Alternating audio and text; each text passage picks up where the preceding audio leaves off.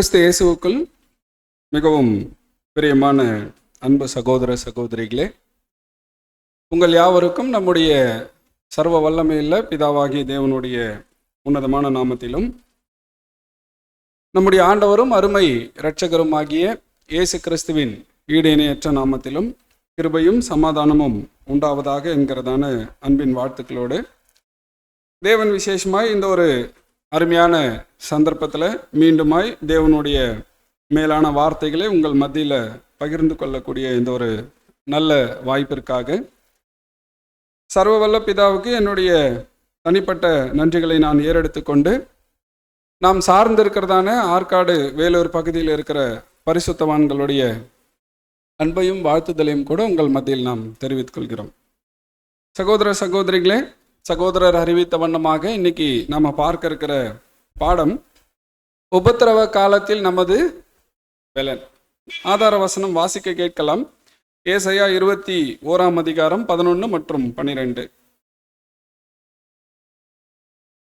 தூமாவின் பாரம் சேயீரிலிருந்து என்னை நோக்கி, ஜாமக்காரனே, இரவு எவ்வளவு சென்றது என்று கூப்பிட்டு கேட்க. அதற்கு ஜாமக்காரன், விடியற்காலம் வருகிறது, ராக்காலமும் வருகிறது, நீங்கள் கேட்க மனதானால் திரும்பி வந்து கேளுங்கள் என்று சொல்லுகிறான். பிரியமான சகோதர சகோதரிகளே, இந்த ஏசாயா 21 அதிகாரத்துல இந்த 2 வசனங்கள் நம்ம எல்லாருக்குமே ரொம்ப பரிச்சயமான ஒரு பகுதி தான், இல்லைங்களா? அம்மாவான்னு கேட்டா நீங்க எல்லாம் ஆமாலாம் சொன்னாதான் கொஞ்சம் எல்லாம் அமைதியா இருந்தீங்கன்னா நான் புதுசா பாடம் எடுக்கிற மாதிரி ஆயிடும். அப்ப ஏசாயா 21 அதிகாரத்துல இந்த ஜாமக்காரன் யாரு? இந்த ஜாமக்காரன் கிட்ட ஒரு செய்தி வந்து அங்க என்ன பண்ணப்படுது, சொல்லப்படுது. அப்ப அவர் கேட்கிறாரு, ஜாமக்காரன் எவ்வளோ தூரம் போயிருக்குது இந்த இரவு, என்ன காரியங்கள் கேட்கும்போது அவர் காரியங்களை என்ன பண்றாரு, ஜாமக்காரன் கிட்ட சொல்ற விஷயங்கள் தான் நாம் அங்க கவனிச்சு பார்க்கிறோம். அப்போ சகோதர சகோதரிகளே, என்ன காரியத்தை பத்தி சொல்றாருன்னா, விடியற் காலம் என்ன பண்ணுதா, வருகிறதா இருக்குது. அடுத்து சொல்றாரு, ராக்காலமும் வருகிறது, நீங்க கேட்க மனதானால் திரும்பி வந்து கேளுங்கள். சரி, இந்த ராக்காலம் விடியற்காலம் சொல்றாரு இல்லையா, விடியற்காலம் ஸ்டார்ட் ஆயிடுச்சா? எப்போ? 1874. இப்போ ஒரு ராக்காலம் வருகிறது சொல்றாரு, அது எப்போ? மகா உபத்திரவத்தின் காலம்.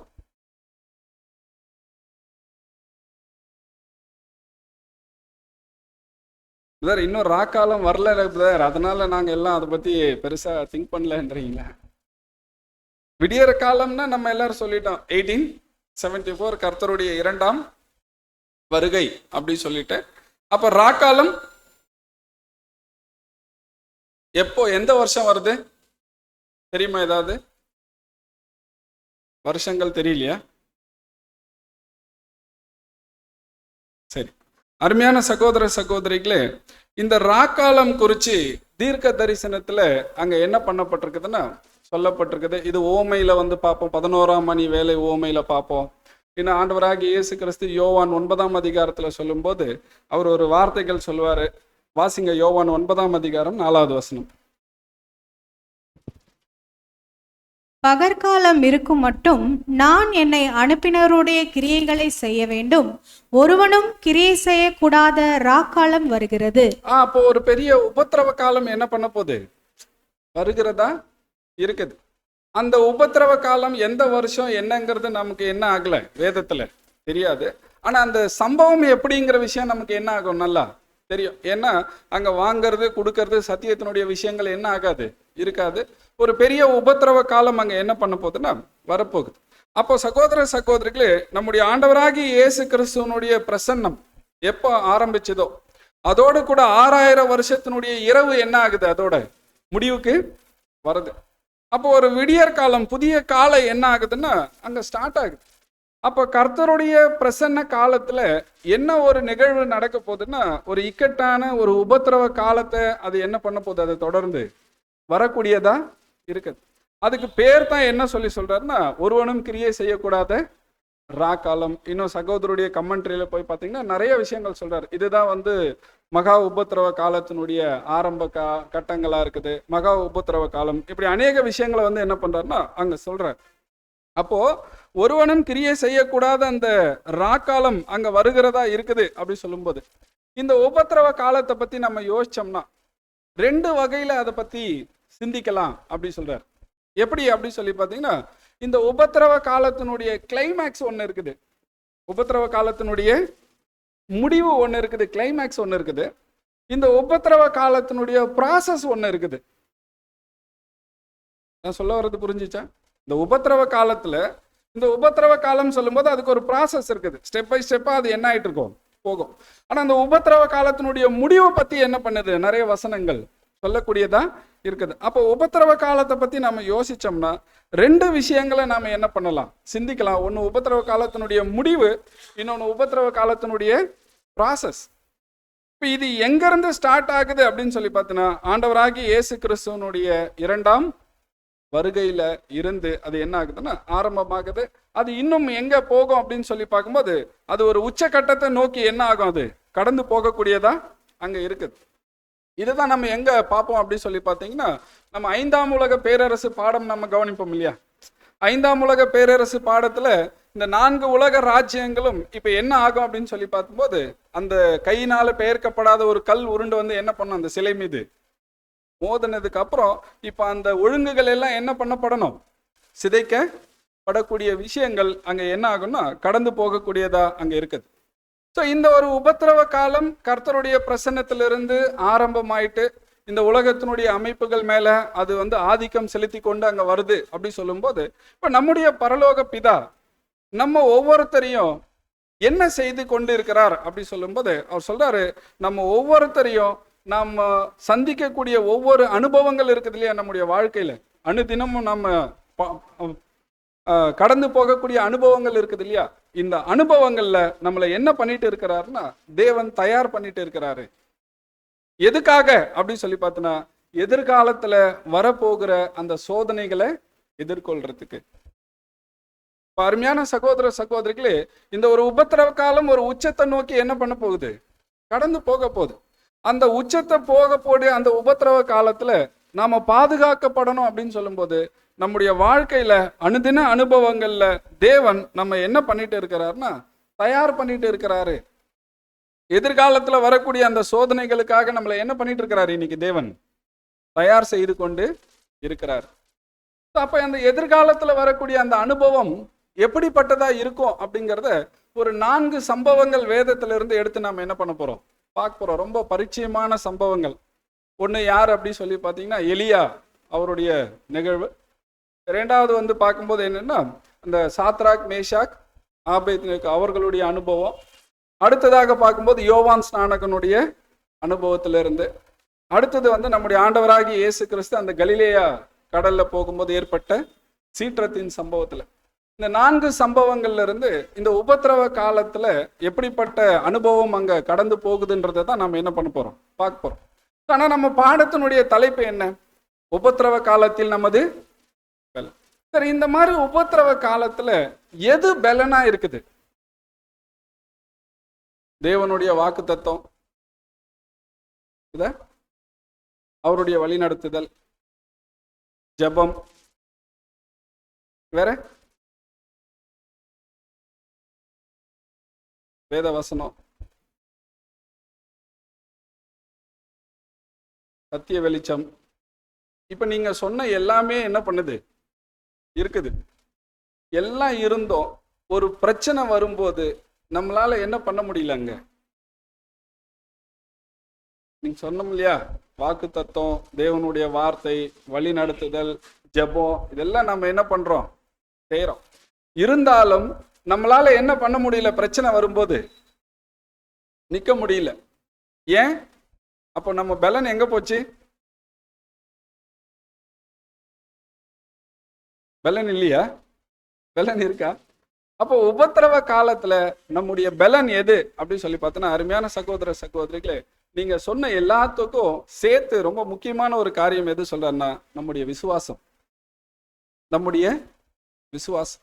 இன்னைக்கு கூட அருமையான மன்னா கூட நம்ம வாட்சோம். ஏன்னா இந்த உபத்திரவ காலத்துல நீங்க ஜெயம் பெற்ற வகுப்பாரா கடந்து போகணும் அப்படின்னு சொல்லி சொன்னா, இந்த உபத்திரவ காலத்துல தேவனுடைய பிள்ளைகளா நீங்க பாதுகாக்கப்படணும் அப்படின்னு சொல்லி சொன்னா, உங்களுக்கு பலனா எது இருக்குது அப்படின்னு சொல்லி சொல்றாரு, உங்களுடைய விசுவாசம். ஏன்னா தேவனுடைய வார்த்தை இருக்குது, தேவன் அவருடைய ஒரே பேரான குமாரனுடைய பிரசன்னம் கடந்து போயிட்டு இருக்குது, அவருடைய வழிநடத்துதல் சத்தியத்தின் மூலியமா கிடைச்சிட்டே தான் இருக்குது. ஆனா நீங்க அதை எந்த அளவுக்கு விசுவாசிக்கிறீங்களோ, எந்த அளவுக்கு நீங்க அதன் மீது வைராக்கியம் உங்களுக்கு இருக்குதோ, அப்பதான் அந்த உபத்திரவத்துல நீங்க என்ன பண்ண முடியும், பாதுகாக்கப்பட முடியும் அப்படிங்கிற விஷயத்தை தான் என்ன பண்றாருன்னா அங்க சொல்ற. அப்ப நம்ம முதலாவது எலியாவினுடைய அனுபவத்துக்குள்ள நம்ம போயிட்டு பார்க்கலாம் அங்க என்ன சம்பவங்கள் நடந்ததுன்னு சொல்லிட்டு. நீங்க வசனங்கள் வாசிங்க. 1 ராஜாக்கள் 19ஆம் அதிகாரம் 1லிருந்து நீங்க சில வசனங்கள் வாசிங்க. எலியா செய்த எல்லாவற்றையும் அவன் தீர்க்கதரிசிகள் எல்லாரையும் பட்டயத்தாலே கொண்டு போட்ட செய்தி அனைத்தையும் ஆகாப் எசபேலுக்கு அறிவித்தான். அப்பொழுது எசபேல் எலியாவினிடத்தில் ஆள் அனுப்பி, அவர்களிலே ஒவ்வொருவனுடைய பிராணனுக்கு செய்யப்பட்டது போல நான் நாளை இந்நேரத்தில் உன் பிராணனுக்கு செய்யாதே போனால் தேவர்கள் அதற்கு சரியாகவும் அதற்கு அதிகமாகவும் எனக்கு செய்ய கடவர்கள் என்று சொல்ல சொன்னான். அவனுக்கு அது தெரிந்தபோது எழுந்து தன் பிராணனை காக்க யூதாவைச் சேர்ந்த பெயர்சபாவுக்கு புறப்பட்டு போய் தன் வேலைக்காரனை அங்கே நிறுத்திவிட்டான். அவன் வனாந்தரத்தில் ஒரு நாள் பிரயாணம் போய் ஒரு சூரை செடியின் கீழ் உட்கார்ந்து தான் சாக வேண்டும் என்று கோரி, போதும் கர்த்தாவே, என் ஆத்மாவை எடுத்துக்கொள்ளும், நான் என் பிதாக்களை பார்க்கிலும் நல்லவன் அல்ல என்று சொல்லி ஒரு சூரை செடியின் கீழ் படுத்துக்கொண்டு நித்திரை பண்ணினான். அப்பொழுது ஒரு தூதன் அவனை தட்டி எழுப்பி, எழுந்திருந்து போஜனம் பண்ணு என்றான். அவன் விழித்து பார்க்கிற போது இதோ தழலில் சுடப்பட்ட அடையும் ஒரு பாத்திரத்தில் தண்ணீரும் அவன் தலைமாட்டில் இருந்தது. அப்பொழுது அவன் புசித்து குடித்து திரும்ப படுத்து கொண்டான். கர்த்தருடைய தூதன் திரும்ப 2ஆம் தரம் வந்து அவனை தட்டி எழுப்பி, எழுந்திருந்து போஜனம் பண்ணு, நீ பண்ண வேண்டிய பிரயாணம் வெகு தூரம் என்றான். அப்பொழுது அவன் எழுந்திருந்து புசித்து குடித்து அந்த போஜனத்தின் பலத்தினால் 40 நாள் இரவு பகல் ஓரேப் என்னும் தேவனுடைய பர்வதம் மட்டும் நடந்து போனான். அங்கே அவன் ஒரு கெபிக்குள் போய் தங்கினான். இதோ கர்த்தருடைய வார்த்தை அவனுக்கு உண்டாகி, அவர், எலியாவே, இங்கே உனக்கு என்ன காரியம் என்றார். போதும் சிஸ்டர். பிரியமானவர்களே, இந்த 1 ராஜாக்கள் 19ஆம் அதிகாரத்துல நடந்த சம்பவம், இதுக்கு முன்னாடி ஒரு பெரிய சீர்திருத்தத்தை யார் செய்திருப்பா அப்படின்னு சொல்லி பார்த்தீங்கன்னா, எலியா வந்து அங்க என்ன பண்ணியிருப்பார்னா செய்திருப்பார். மிகப்பெரிய சீர்திருத்தம். பாகால்களுடைய விசுவாசத்தை அங்க தகர்த்து போட்டு, அவர்களுடைய அந்த பாகால்களுடைய அந்த தீர்க்கதரிசிகள் எல்லாரையும், ஆசாரியர்கள் எல்லாரையும் அவர் என்ன பண்ணியிருப்பாரு, கொன்னு போட்டிருப்பார். யாவே தேவனுடைய அந்த மார்க்கத்தை பத்தி ஜனங்கள் மத்தியில ஒரு புது மலர்ச்சி அங்க என்ன பண்ணியிருப்பார், எலியா கொண்டு வந்திருப்பார். அப்போ இஸ்ரேல் ஜனங்களுக்கு முன்னாடி எலியா ரொம்ப முக்கியமான நபராக என்ன பண்ணப்பட்டிருப்பார், அங்க பார்க்கப்பட்டிருப்பார். ஏன்னா செய்யப்பட்ட செயல், அப்பேற்பட்ட செயல் வந்து எலியா என்ன பண்ணியிருப்பார்னா அங்க செய்திருப்பார். இதெல்லாம் அந்த ரீப்ரிண்ட்ல நீங்க ரீப்ரிண்ட் நம்பர் 2332 நினைக்கிறேன், அதுல ஃபுல்லா நீங்க வாசிக்கலாம் பிரதர், இது எழுதியிருப்பார். அப்ப இப்ப ஏற்பட்ட விஷயத்த அங்க எலியா செய்திருக்கும் போது இந்த காரியங்களை இப்ப யார் வந்து சொல்றான்னா, ஏன்னா இந்த சம்பவங்கள் கண்டிச்சு செய்யறதெல்லாம் யார் செய்யறான்னா, இந்த ஆகாப் ராஜாவை வந்து கண்டிச்சு இவர் எலியா இந்த காரியங்களை என்ன பண்ணியிருப்பார், செய்திருப்பார். இப்ப இந்த சம்பவங்கள் எல்லாம் இவர் ஆகாப் யார்கிட்ட வந்து சொல்லுவார்னா, எசபேல் கிட்ட என்ன பண்ணுவார், வந்துட்டு தெரியப்படுத்துவார். இப்போ எசபேல் ராணி அவங்க என்ன பண்றாங்கன்னா ஒரு கண்டிஷன் கொடுக்குறாங்க. இந்த எசபேல் ராணியை பத்தி சகோதரர் எழுதும்போது என்ன எழுதுறாருன்னா, இவங்க கடவுளுக்கும் பயப்படுறது இல்லை, மனுஷங்களுக்கும் பயப்படுறது இல்லை. அது அவங்க வந்து பார்க்கும்போது இவங்க யாருக்குமே என்ன ஆகிறது இல்லை, பயப்படுறது இல்லை. நீங்க அந்த எசபேல் அந்த ஸ்லைட் போடுங்க. கடவுளுக்கு பயப்படாமல்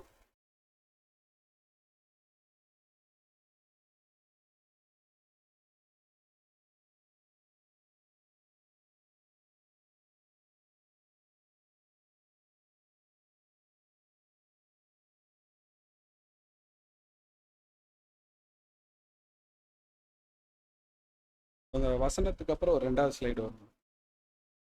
சரி, பரவாயில்ல. அப்ப அந்த எசபேல் அவங்க எப்படி இருக்கிறாங்கன்னா, கடவுளுக்கும் பயப்படல, மனுஷருக்கும் பயப்படல.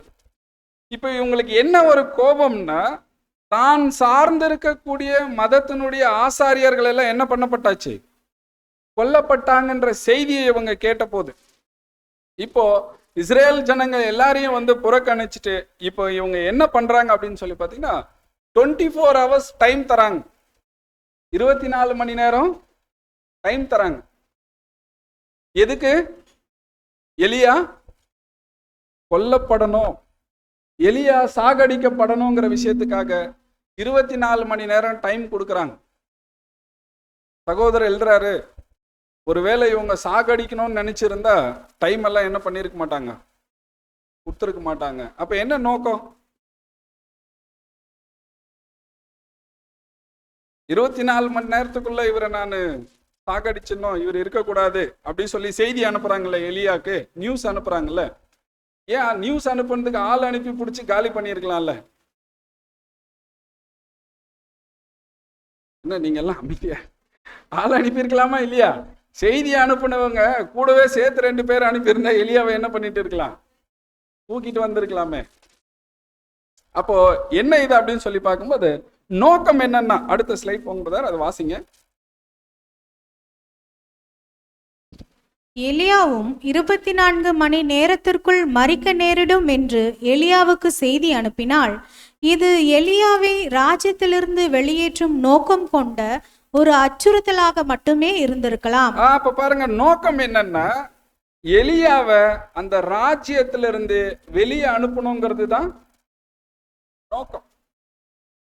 ஏன் அப்படின்னு சொல்லி பாத்தீங்கன்னா, இப்பதான் ஒரு சீர்திருத்தத்தை ஒரு ஸ்டார்ட் பண்ணார் அவர்.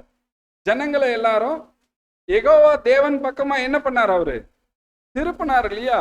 இந்த விஷயத்த அவங்க என்ன பண்ணணும், தடுக்கணுங்கிறதுக்காக இந்த ஒரு நியூஸை வந்து என்ன பண்றாங்கன்னா அனுப்புறாங்க. எப்படியாவது வந்து என்ன பண்ணுங்க, அவரை வந்து கொலை செய்வேன்னு சொல்லிட்டு நீங்க சொல்லுங்க அப்படி சொல்ற. இப்போ இந்த நியூஸ் கிடைச்சதுக்கு அப்புறம் எலியாவினுடைய செயல்பாடு நீங்க அடுத்து வாசிங்க. எலியா முற்றிலும் பயந்து ஊக்கமிழந்து ஒரு பெண்ணின் முன் பீதி அடைந்து தப்பி ஓடினார். சில தினங்களுக்கு முன்னால் அவன் தைரியமாய் ராஜாவை எதிர்கொண்டு அவனை கடிந்து கொண்டான். ஆகா, பெண்ணுக்கு உலகத்தில் அதிகாரமே இல்லை என்று யார் சொல்வார்கள்? எலியா யூதா ராஜ்யத்திற்கு தப்பி ஓடினார். முற்றிலும் மனசோர்வடைந்து அவர் தனியாக வனாந்தரத்திற்கு சென்று அவர் இறக்கும்படி ஜெபித்தார். அப்ப பாருங்க, எலியா ரொம்ப பயந்துட்டு ஒரு பெண்ணுக்கு முன்னாடி பயப்பட்டு என்ன பண்றாரு, தப்பிச்சு போறார். ஆனா சில தினங்களுக்கு முன்னாடி தான் ஒரு பெரிய விஷயத்த ராஜா முன்னாடி தைரியமா என்ன பண்ணார், எலியா செய்தாரு. அதான் சகோதரர் எழுதுறாரு, பெண்ணுக்கு உலகத்துல அதிகாரம் இல்லைன்னு சொல்லி யாரு சொன்னது? சகோதரிகள் நீங்க வேற இதில் ஏன்னா பிரதர் பின்னாடி அதை பத்தி விளக்கம் கொடுப்பார். ஏன்னா பெண்ணுக்கு உலகத்துல அதிகாரம் இல்லைன்னு சொல்லி யாரு சொன்னது? இப்ப என்னன்னா, ஒரு பெண் அப்படி ஒரு நியூஸை கொடுக்கும் போது இப்ப பயந்து என்ன பண்றாரு எலியா, அங்க மனசோர்வுற்று அங்க என்ன பண்றாருன்னா போயிடுறாரு. இப்ப எலியாவினுடைய இந்த செயலுக்கு தேவன் எந்த விதமான கண்டனத்தையும் என்ன பண்ணல, எலியாக்கு சொல்லல. ஏன்னா எலியா இவ்வளவு பெரிய அற்புதம் செஞ்சுட்டு ராஜாவை எதிர்த்து பாகால் தீர்க்கதரிசிகளை கொலை செஞ்சு இவ்வளவு பெரிய அற்புதம் செய்ததுக்கு அப்புறம் ஒரு உயிருக்கு ஆபத்துன்னு சொல்லும் போது இவர் பயந்து என்ன பண்றாரு, ஓடி போறாரு. இவர் ஓடி போகும்போது இவரை வந்து இவர் செஞ்சது இப்ப என்னதான் தப்பு, தைரியமா இருந்திருக்கணும் இல்லையா? இப்ப தேவன் இவரை என்ன பண்ணல, தண்டிக்கல, கண்டனம் எதுவும் செய்யல. அப்போ தேவன் என்ன பண்ணிட்டாருன்னா, இவர் செய்த மாபெரும் வேலையின் காரணமாக அவர் வந்து ஓய்வெடுக்கிறதுக்கு தேவன் என்ன பண்ணிட்டாரு, அப்படியே அனுமதிச்சிட்டாரு. தேவன் அப்படியே என்ன பண்ணிடுறாருன்னா அனுமதிச்சிடுறாரு. இப்போ அவருக்கு தேவையான சாப்பாடு தேவன் வந்து அங்க என்ன பண்றாரு, கொடுக்கிறார். தேவையான ஆகாரத்தை தேவன் அங்க என்ன பண்றாரு, கொடுக்கிறார். இதை சொல்லிட்டு சகோதரர் சொல்றாரு, இதே போலதான் தேவன் முழுமையாக தமக்கு அர்ப்பணம் பண்ண ஒவ்வொருத்தருக்கும், தம்முடைய சித்தத்தை செய்ய நாடுகிற ஒவ்வொருவருக்கும் தேவன் எப்படி எலியாவை கவனித்து கொண்டாரோ அப்படியாகவே நம்மையும் என்ன பண்றாராம், கவனித்து சொல்றாரு. எலியாவினுடைய விஷயத்துல எப்படி அவருக்கு ஒரு புத்துணர்ச்சி தேவை, அவருக்கு ஆகாரம் தேவைங்கிறது போது தேவன் கவனித்து கொண்டாரோ, அதே போல அர்ப்பணம் பண்ணியிருக்கிற தேவனுடைய சித்தத்தை செய்ய நாடுகிற ஜனங்கள் ஒவ்வொருத்தருக்கும் தேவன் இதை செய்யக்கூடியவரா என்ன பண்றாரு, இருக்கிறாரு. அப்ப தேவன் நம்முடைய சரீர தேவைகளை மாத்திரம் இல்ல, நமக்குடைய ஆவிக்குரிய தேவைகளையும் அவர் என்ன பண்றாரு, கவனித்துக் கொள்றார். அதனால்தான் வசனம் நமக்கு எப்படி இருக்குன்னா, உங்கள் பிதா உங்களுக்கு வேண்டியவைகளை அறிந்திருக்கிறார். உங்களுக்கு என்னது தேவைங்கிறத உங்கள் பிதா என்ன பண்ணியிருக்கிறாரு, அறிந்திருக்கிறார். அப்படிங்கிற விஷயத்த என்ன பண்றாருன்னா நம்ம சொல்றார். இத சொல்லிட்டு தேவன் எலியாவுக்கு கொடுத்த சாப்பாட்டுல இன்னொரு முக்கியமான பாடம் கூட இருக்குது. ஒரு பாடம் என்ன அப்படி சொன்னா, தமக்காக அர்ப்பணம் பண்ணியுள்ள ஜனங்களுக்கு தேவன் வேண்டிய ஆகாரத்தை என்ன பண்ணுவாரு, கொடுப்பாருங்கிறது ஒரு பாடம். இன்னொரு முக்கியமான பாடம் என்ன அப்படின்னு சொல்லி பாத்தீங்கன்னா, அது நீங்க வேணா வாசிக்கிறீங்களா ஸ்லைட்ல? கர்த்தர் எலியாவுக்கு வழங்கிய உணவின் இன்னொரு பாடம். அடுத்த ஸ்லைட் வாங்குங்க. வாசிங்க. கர்த்தர் எலியாவுக்கு வழங்கிய உணவின் தன்மையில் மற்றொரு பாடம் காணப்படுகிறது. சர்வ வல்லமை படைத்தவரும் தீர்க்கதரிசிக்கு சுவையான மற்றும் ஆடம்பரங்களை வழங்குவது எளிதாக இருந்திருக்கும். ஆனால் அதற்கு பதிலாக ஏற்பாடு மிகவும் எளிமையானது, ரொட்டி மற்றும் தண்ணீர். அப்ப என்ன சொல்ல வர்றாருன்னா, தேவனுக்கு தீர்க்கதரிசிக்கு வேண்டிய உணவை கொடுக்கிற விஷயத்துல ரொம்ப லக்ஸரியான சாப்பாடு என்ன பண்ணிருக்கலாம், கொடுத்திருக்கலாம். என்ன வேணாலும் தேவன் என்ன பண்ணிருக்க முடியும், அவருக்கு கொடுத்திருக்க முடியும். ஆனா தேவன் அவருக்கு கொடுத்தது என்னதான், ரொட்டி தண்ணீர். இந்த ரொட்டி எவ்வளவு கனம் இருக்கும் சொல்றாங்கன்னா, இவ்வளவு கனத்துக்கு என்ன பண்ணுமா இருக்கும். அந்த ரொட்டியும் தண்ணீரும் மட்டும்தான் என்ன பண்ணாராம், கொடுத்தாரு. ஏன் தேவன் இப்படி செஞ்சாரு? ஏன்னா அதில் தான் நமக்கு இன்னொரு பாடம் இருக்குது. அது என்னன்னா வாசிங்க. நம்முடைய அப்பமும் தண்ணீரும் நிச்சயமாய் இருக்கும் என்பதே அவருடைய விசுவாசம் உள்ள ஜனங்களாகிய நமக்கு நம்முடைய கர்த்தருடைய வாக்குத்தத்தம். அப்ப பாருங்க, ஏன் அந்த எளிமையான உணவு தீர்க்கதரிசிக்கு வழங்கப்பட்டதுன்னா, அர்ப்பணம் பண்ணியுள்ள ஜனங்களுக்கு, விசுவாசிகளுக்கு தேவன் எப்பவும் இந்த அப்பமும் தண்ணீரிலையும் குறைவு என்ன பண்றது இல்ல, வைக்கிறது இல்லை. அதுதான் நீதிமான்கள் அப்பத்துக்கு என்ன ஆகிறது இல்லை, இறந்து தெரிகிறது இல்லை. அது தேவன் ஒருபோதும் என்ன பண்றது இல்லைன்னா செய்யறது இல்லை. அவங்களுக்கு நிச்சயம் அது கிடைக்கும்படி என்ன பண்றாரு, செய்யறாரு. இதுக்கு மேல நீங்க என்ன பண்ணக்கூடாது, கேட்க கூடாது. ஒருவேளை அதிகமா உங்களுக்கு கிடைக்குது, அப்பம் தண்ணீருக்கு மேல என்ன கிடைக்குது, உங்களுக்கு அதிகமா கிடைக்குது அப்படின்னு சொல்லி சொன்னா, அது சொல்றாரு, அதிகமாக பெறப்படுகிற எதுவும் ஸ்தோத்திரத்தோடு தேவனுடைய மகிமைக்காக என்ன பண்ணப்படணும், ஏற்றுக்கொள்ளப்படணும். நீங்க எதுவும் எனக்கு இதுக்கு மேல வேணும்னு சொல்லி கேட்காதீங்க. ஒருவேளை தேவன் உங்களுக்கு அதிகமா கொடுக்கிறாருன்னா, இது உங்களுடைய மகிமைக்காக, தேவனுடைய மகிமைக்காக நீங்க என்ன பண்ணுங்க, ஏற்றுக்கொள்ளுங்க. ஸோ அப்ப அந்த ஒரு அப்பம் மற்றும் அந்த ரொட்டி மற்றும் தண்ணீர் எதுக்கு அடையாளமா இருக்குது, ஆவிக்குரிய வகையில அப்படி சொல்லிட்டா அவர் சொல்றாரு, இந்த ஒரு தண்ணீர் சத்தியத்துக்கு அடையாளமா இருக்குது. ஒரு புது சிருஷ்டிக்கு தேவன் தண்ணியை எப்பவுமே என்ன பண்றாரு, கொடுக்கிறார். சத்தியத்தை எப்பவும் என்ன பண்ணிட்டே இருக்கிறாரு, கொடுத்து கொண்டே இருக்கிறாரு. அந்த ரொட்டி அப்பம் குறிக்குது, அந்த புளிப்பில்லாத அப்பம் ஆண்டவராகிய இயேசு கிறிஸ்து. எப்பெல்லாம் கர்த்தரை நாம நினைவுக்கு கொண்டு வரோமோ, எப்பெல்லாம் கர்த்தரை பத்தின நினைவுகள் நமக்குள்ள வருதோ, அப்பெல்லாம் எப்படி எலியா அந்த ரொட்டியும் தண்ணீரும் சாப்பிட்டதுக்கு அப்புறம் புத்துணர்ச்சி அடைந்தாரோ, ஒரு உத்வேகம் அவருக்குள்ள கிடைச்சதோ, ஒரு உற்சாகம் கிடைச்சதோ, அது போல நம்ம ஆண்டவரை நினைவுக்கு கொண்டு சத்தியத்தை நாம தியானிக்கும் போது நமக்குள்ள இப்படியாக இந்த நம்முடைய ஓட்டத்துல என்ன கிடைக்குது சொல்றாரு, புத்துணர்ச்சி கிடைக்கக்கூடியதா அங்க இருக்குது. அப்ப இப்படி வரும்போது ஒரு கேள்வி அவர்கிட்ட என்ன பண்றார், தேவன் கேட்கிறார். என்ன கேட்கிறார்னா, நீங்க வாசிங்க 1 ராஜாக்கள் 19ஆம் அதிகாரம் 9வது வசனம். அங்கே அவன் ஒரு கெபிக்குள் போய் தங்கினான்.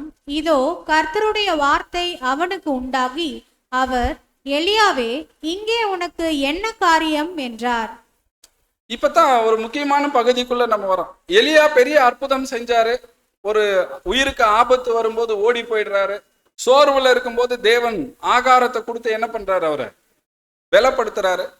பலப்படுத்தினதுக்கு அப்புறம் இவர் போயிட்டு என்ன பண்றாருன்னா, தன்னை மீண்டும் என்ன பண்ணிக்கிறாரு, மறைச்சிக்கிறார். அப்ப கர்த்தருடைய வார்த்தை அவருக்கு உண்டாகி ஒரு கேள்வி அங்க கேட்கிறாரு, எலியாவே, இங்கே உனக்கு என்ன காரியம்?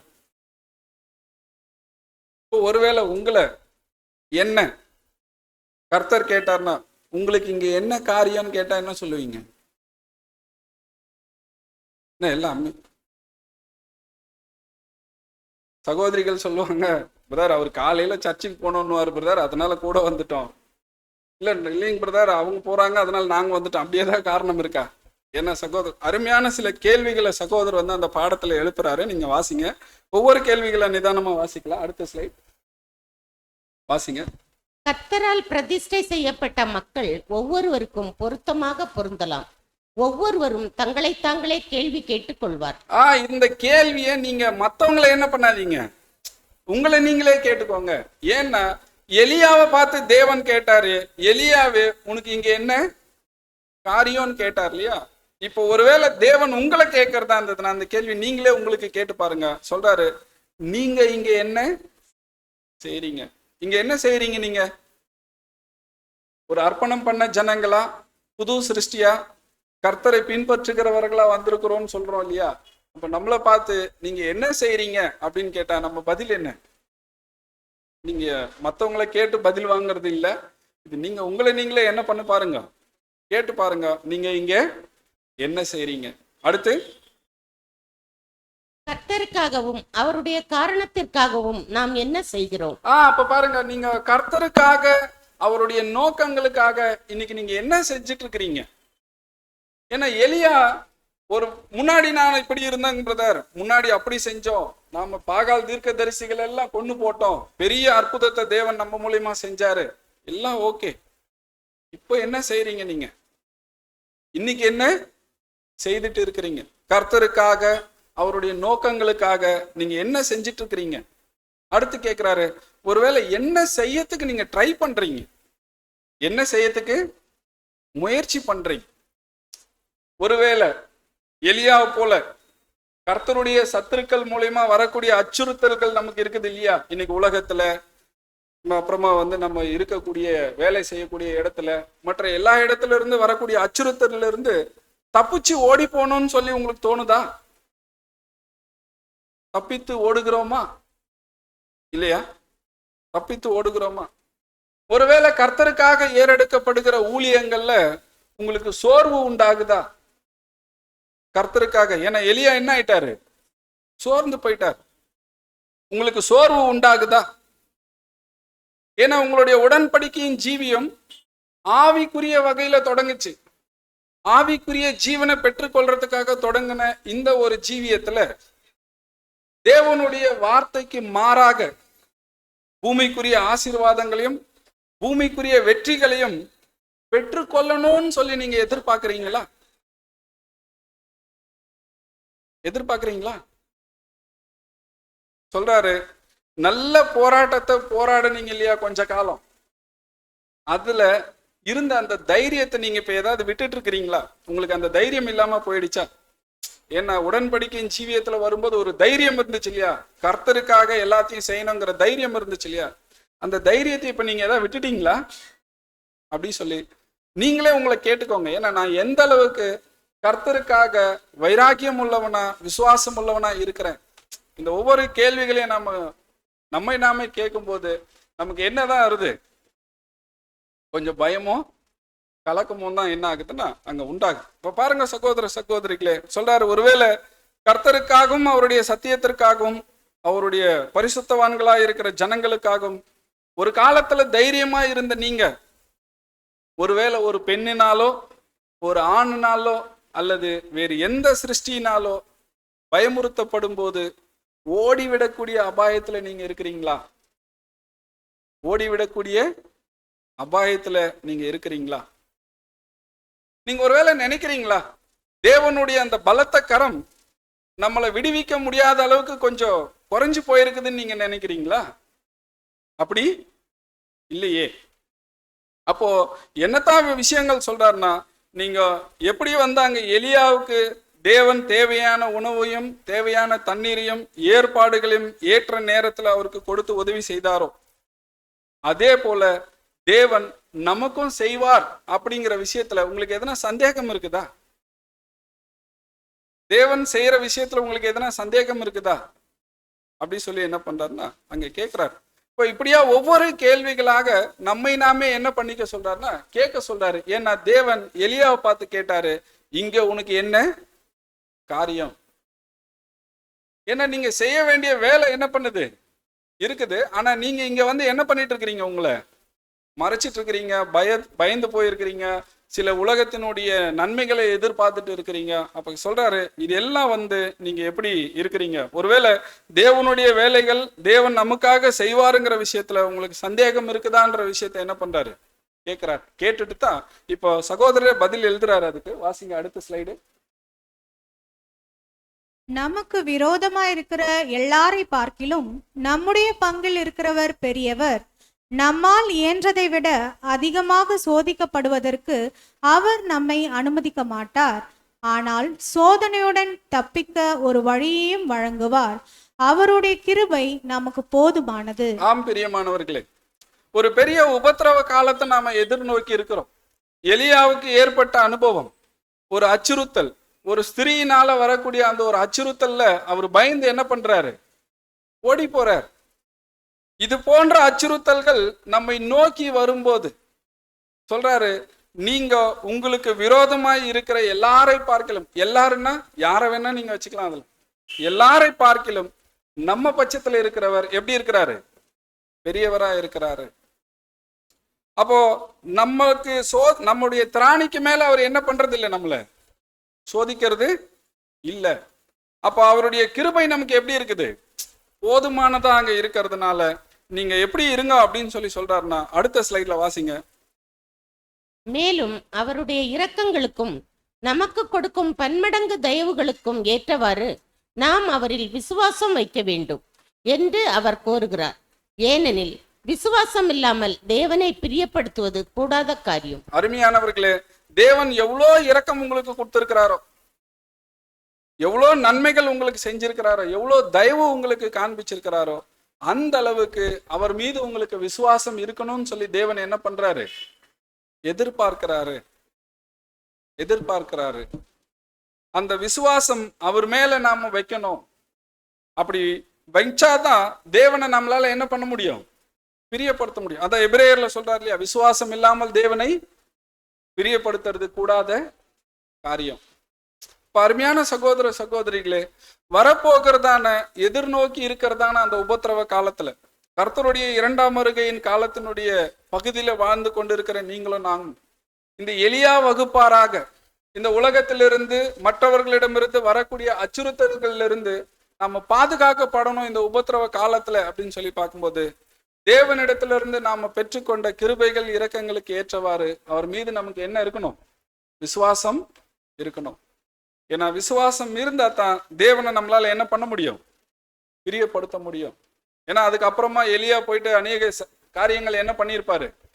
செய்திருப்பாரு. அதெல்லாம் நீங்க வாய்ப்பு இருந்தா படிச்சுக்கோங்க. அந்த 3 அடையாளங்கள் காமிப்பாரு. அதுக்கப்புறம் ஒரு மெல்லிய சத்தம் என்ன ஆகும்?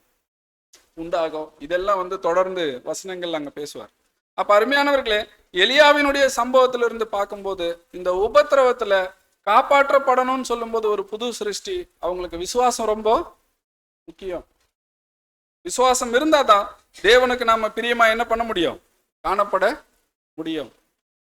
அடுத்து இந்த எலியாவினுடைய சம்பவத்தை தொடர்ந்து 2வது நம்ம யாரை பத்தி பார்க்க போறோம் அப்படி சொல்லி பார்த்தீங்கன்னா, இந்த தானியேலுடைய நண்பர்களா இருக்கிற சாத்ராக், மேஷாக், ஆபேத்நேக், இவங்களை பத்தி நாம என்ன பண்ண போறோம்னா பார்க்க போறோம். ஸோ இவங்களுடைய சம்பவங்கள் பத்தி நம்ம வாசிக்கலாம். தானியேல் 3ஆம் அதிகாரம் 17 மற்றும் 18 வசனம். நாங்கள் ஆராதிக்கிற எங்கள் தேவன் எங்களை தப்புவிக்க வல்லவராயிருக்கிறார். அவர் எரிகிற அக்கினி ஜுவாலைக்கும் ராஜாவாகிய உம்முடைய கைக்கும் நீங்களாக்கி விடுவிப்பார். விடுவிக்காமற் போனாலும் நாங்கள் உம்முடைய தேவர்களுக்கு ஆராதனை செய்வதும் இல்லை, நீர் நிறுத்தின பொற்சிலையை பணிந்து கொள்வதும் இல்லை என்கிறது ராஜாவாகிய உமக்கு தெரிந்திருக்க கடவது என்றார்கள்.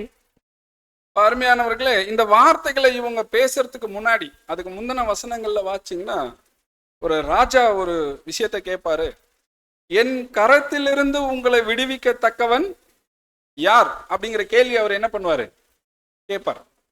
அந்த கேள்விக்கு தான் இவங்க பதில் சொல்றாங்க, நாங்கள் ஆராதிக்கிற எங்கள் தேவன் எங்களை தப்புவிக்க வல்லவராய் இருக்கிறாரு அப்படிங்கிற காரியத்தை வந்து என்ன பண்றாங்கன்னு சொல்லிட்டு, ஒருவேளை அவர் தப்புவிக்காமல் போனாலும் நாங்க உங்க சிலையை என்ன பண்றது இல்லை, வணங்குறது இல்லை. ஏன்னா சகோதர சகோதரிகளே, இந்த 3ஆம் அதிகாரம், தானியேல் 3ஆம் அதிகாரத்துக்கு முன்னாடி 2ஆம் அதிகாரத்துல என்ன சம்பவங்கள் நாம பார்ப்போம் அப்படின்னா, அவர் நேபுகாத்நேச்சர் ஒரு கனவு என்ன பண்ணியிருப்பாரு, கனவுல தரிசனம் பார்த்திருப்பாரு. அதனுடைய விளக்கத்தை வந்து தானியேல் என்ன பண்ணுவாரு, சொல்லுவாரு. சொன்னதுக்கு அப்புறம் அந்த தானியேலுக்கும் அவருடைய நண்பர்களையும் விடுவிச்சு அவங்களுக்கு பெரிய அந்த பொறுப்புகள் என்ன பண்ணியிருப்பாரு, கொடுத்திருப்பாரு. தானியேல் உயர்ந்த ஸ்தானத்துல, அவருடைய நண்பர்களுக்கும் நல்ல ஒரு ஸ்தானங்கள் என்ன பண்ணியிருப்பார், அதிகாரத்தை என்ன பண்ணியிருப்பார், ராஜா கொடுத்திருப்பார். இப்ப இவங்க எல்லாம் எந்த போஸ்ட்ல இருக்கிறாங்கன்னா, தானியேலுடைய நண்பர்கள் தானியேல் எல்லாம் எப்படி இருக்கிறாங்கன்னா, ஒரு அதிகாரத்துல என்ன பண்றாங்க, அந்த ராஜ்யத்துல இருக்கிறாங்க. அப்படி இருக்கும்போதுதான் இந்த சம்பவம் நடக்குது. ஏன்னா நீங்க வாசிங்க, தானியேல் 3ஆம் அதிகாரம் 2வது வசனம். பின்பு ராஜாவாகிய நேபுகாத்நேச்சார் தேசாதிபதிகளையும் அதிகாரிகளையும் தலைவரையும் நியாயாதிபதிகளையும் பொக்கிஷக்காரரையும் நீதி சாஸ்திரிகளையும் விசாரிப்புக்காரரையும் நாடுகளில் உள்ள உத்தியோகஸ்தர் யாவரையும் நேபுகாத்நேச்சார் ராஜா நிறுத்தின சிலையின் பிரதிஷ்டைக்கு வந்து சேரும்படி அழைத்தனுப்பினான். அப்ப பாருங்க என்னன்னா, நேபுகாத்நேச்சார் வந்து தன்னுடைய சிலையை என்ன பண்றாரு, அங்க நிறுவுறார். நீங்க 1வது வசனத்துல வாசிங்க, நிறுவிட்டு அதனுடைய பிரதிஷ்டை, இப்ப எப்பவுமே எல்லாம் கட்டி முடிச்சதுக்கு அப்புறம் என்ன பண்ணுவாங்க, பிரதிஷ்டை பண்ணுவாங்க இல்லையா, அது போல அந்த பிரதிஷ்டைக்கு யாரெல்லாம் வர சொல்றாருன்னா, தேசாதிபதி, அதிகாரிகள், தலைவர், நியாயாதிபதி, பொக்கிஷைக்காரன், நீதி சாஸ்திரி, விசாரிப்புக்காரன், இன்னும் நாடுல இருக்கிற உத்தியோகஸ்தர் எல்லாரையும் என்ன பண்றாரு, வர வைக்கிறார். அப்படின்னா அந்த பிரதிஷ்டை ஃபங்க்ஷன் எப்படி இருந்திருக்கும் பாருங்க. ஒரு பெரிய அளவுல இந்த வரலாற்றுல மிகப்பெரிய நிகழ்வா அவர் தன்னுடைய பொற்சிலை நிறுவன விஷயத்துக்கான பிரதிஷ்டைக்கு வந்து என்ன பண்ணியிருக்கிறார்னா, தேசத்துல இருக்கிற எல்லாரையுமே கூப்பிட்டுருக்கிறார். எல்லாரும் வந்து என்ன பண்ணியிருக்கிறாங்கன்னா அங்க வந்திருக்கிறாங்க. இதுல தான் யாரும் வந்திருக்கிறா அப்படின்னு சொல்லி பார்க்கும்போது, இந்த 3 எபிரேய புருஷர்கள் என்ன பண்றாங்க, வராங்க. தானியேல் எங்க போனாரு,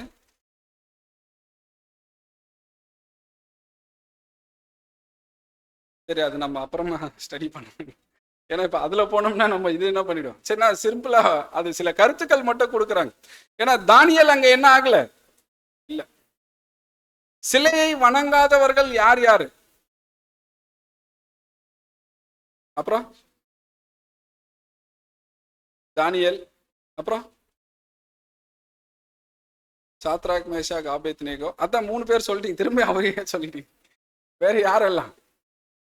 நீங்க சகோதரர் ஆல்பர்ட் பர்னேஸ் அவருடைய கமெண்ட்ரியில நீங்க போய் பார்த்தீங்கன்னா அவர் சில கருத்துக்கள் கொடுக்கிறார்.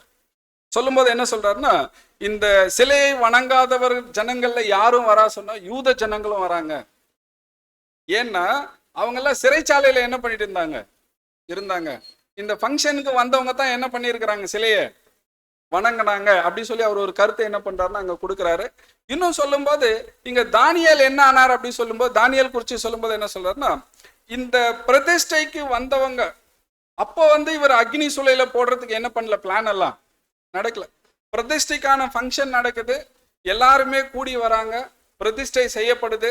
அந்த எக்காலங்கள் ஊதும் போது, மேளங்கள் கொட்டும் போது என்ன ஆகணும், எல்லாரும் சிலையை வணங்கணும்னு சொல்லும்போது, இப்ப யார் 3 பேர், அந்த 3 பேர் என்ன பண்ணல, சிலையை வணங்கல. இத பார்த்தவங்க என்ன பண்றாங்கன்னா ராஜா கிட்ட போயிட்டு என்ன பண்றாங்க, கம்ப்ளைண்ட் சொல்றாங்க. பிரதிஷ்டையில இவங்க என்ன பண்ணல, சிலையை வணங்கலங்கிற கம்ப்ளைண்ட ராஜா கிட்ட போய் சொல்றாங்க. நீங்க வாசிங்க தானியேல் 3:12. பாபிலோன் மாகாணத்தின் காரியங்களை விசாரிக்கும்படி நீர் ஏற்படுத்தின ஷாத்ராக், மேஷாக், ஆபேத்நேகோ என்னும் யூதரான மனுஷர் இருக்கிறார்களே, அவர்கள் ராஜாவாகிய உம்மை மதிக்கவில்லை. அவர்கள் உம்முடைய தேவர்களுக்கு ஆராதனை செய்யாமலும் நீர் நிறுத்தின பொற்சிலையை பணிந்து கொள்ளாமலும் இருக்கிறார்கள் என்றார்கள். அப்ப பாருங்க சொல்றாரு, நீங்க ஏற்படுத்தினீங்க இல்லையா, பாபிலோன் மாகாணத்துல அதிகாரிகளா ஏற்படுத்தினீங்க இல்லையா, இவங்க 3 பேரும் உங்களை மதிக்கல ராஜாவே. ஏன்னா அந்த பிரதிஷ்டை பண்ணும்போது அந்த சிலையை என்ன பண்ணல, இவங்க வணங்கல. இப்போ ராஜா என்ன பண்றாருன்னா அவங்கள கூட்டிட்டு வர சொல்லுவாரு அடுத்தடுத்த வசனங்கள்ல. அப்போ கூட்டிட்டு வந்ததுக்கு அப்புறம் ராஜா சொல்லுவாரு, நீங்க பொற்சிலையை வணங்கலங்கிறத நான் கேள்விப்படுறேன். இப்போ மீண்டுமாக என்ன பண்ணப்படும்? எக்காலமும் மேளங்களும் கொட்டும் போது நீங்க பொற்சிலையை என்ன பண்ணணும்?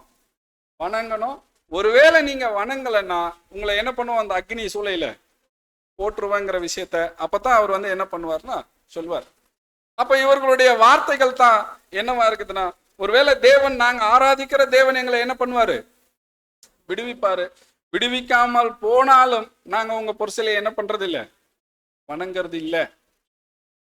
சகோதர சகோதரிகளே, சகோதரர் கூட அவருடைய எழுத்துக்கள்ல எழுதும்போது என்ன சொல்றாருன்னா, நாம கூட எல்லா நேரத்திலும் தேவனிடத்திலிருந்து விடுதலையை எதிர்பார்க்க கூடாது. ஏன்னா எபிரேய புருஷர்கள் என்ன பண்ணல? விடுதலையே. தேவன் விடுவிச்சா எங்களை என்ன பண்ணட்டும்?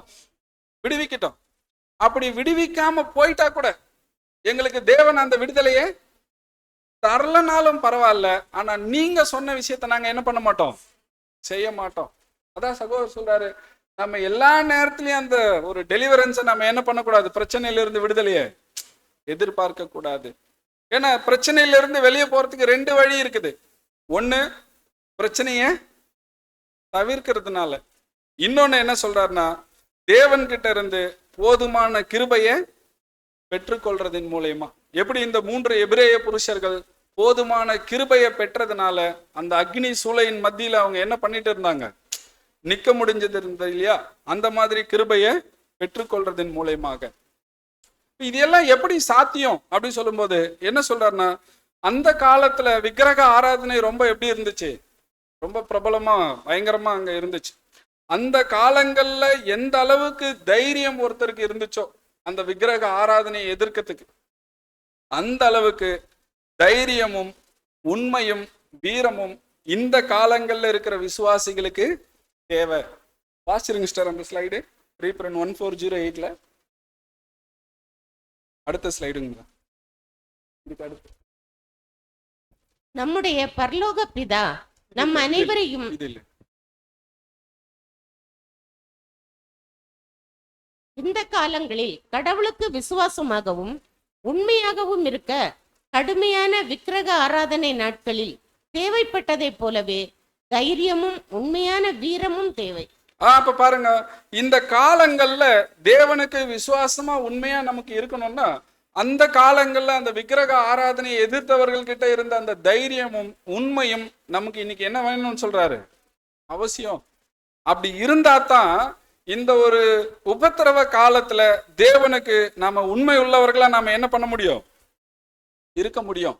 ஏன்னா இன்னைக்கு இப்போ தேவனுடைய ஜனங்களுக்கு சோதனைகள் இருக்குது. அந்த சோதனைகள் எப்படி இருக்குதுன்னு சொல்லி சொல்றாருன்னா அடுத்த ஸ்லைடு வாங்குற.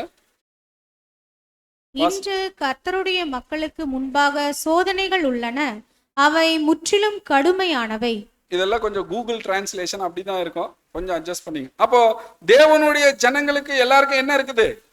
சோதனை இருக்குது. ஆனா அந்த சோதனைகள் முற்றிலும் எப்படி இருக்குது சொல்றாருன்னா ரொம்ப கடுமையானவைகளா இருக்குது இந்த காலத்துல. இந்த காலத்துல சோதனைகள் ரொம்ப கடுமையா இருக்கிறதுனால தான் அவர் சொல்றாரு, உங்களுக்கு அன்னைக்கு இருந்த அந்த ஒரு தைரியம் என்ன பண்ணணும்? இன்னைக்கு உங்ககிட்ட இருக்கணும். அந்த எபிரேயர் பூஷர்கள் கிட்ட காணப்பட்டுட்ட அந்த தைரியமும் உண்மையும் இன்னைக்கு உங்ககிட்டயும் என்கிட்டயும் என்ன பண்ணணும்? காணப்படணும். அப்பதான் தேவனுக்கு விசுவாசம் உள்ளவர்களா உண்மை உள்ளவர்களா நாம என்ன பண்ண முடியும்? காணப்பட முடியும். ஏன்னா வாசிங்க அடுத்த ஸ்லைட்ல. ஜலப்பிரளயத்தினால் நோவாவின் குடும்பத்தை தவிர மற்ற அனைவரும் அழிக்கப்பட்டனர். இதேபோல் யுத்த யுக முடிவிலும் தேவனின் பிள்ளைகளை தவிர மற்ற அனைவரும் கர்த்தரின் மாபெரும் ஆபத்து நாளில் அவரது கோபாக்கினையாகிய அக்கினியால் எரிந்து அழிவர். அப்ப பாருங்க, அன்னைக்கு நோவா எப்படி காப்பாற்றப்பட்டாரோ அதே போல இந்த உபத்திரவத்துல காப்பாற்றப்படணும்னு சொல்லும்போது தேவனுடைய பிள்ளைகள் மட்டும்தான் என்ன பண்ணப்படுவாங்க? காப்பாற்றப்படுவாங்க. இப்ப தேவனுடைய பிள்ளை ஒருத்தர் அப்படின்னு சொல்லி சொன்னா நம்ம வசனங்கள்ல வாசிக்கிறோம், சோதனை அவங்களுக்கு சிக்ஷைய தேவன் நிச்சயமா என்ன பண்ணுவாரு? கொடுப்பார். சிக்ஷை இல்லாதவர் யார் இல்ல? பில்திரரா இல்ல சொல்றார். அப்ப தேவனுடைய பிள்ளைகள் மட்டும்தான் இந்த ஒரு ஆபத்து காலத்துல என்ன பண்ணப்படுவாங்கன்னா காப்பாற்றப்படுவாங்க.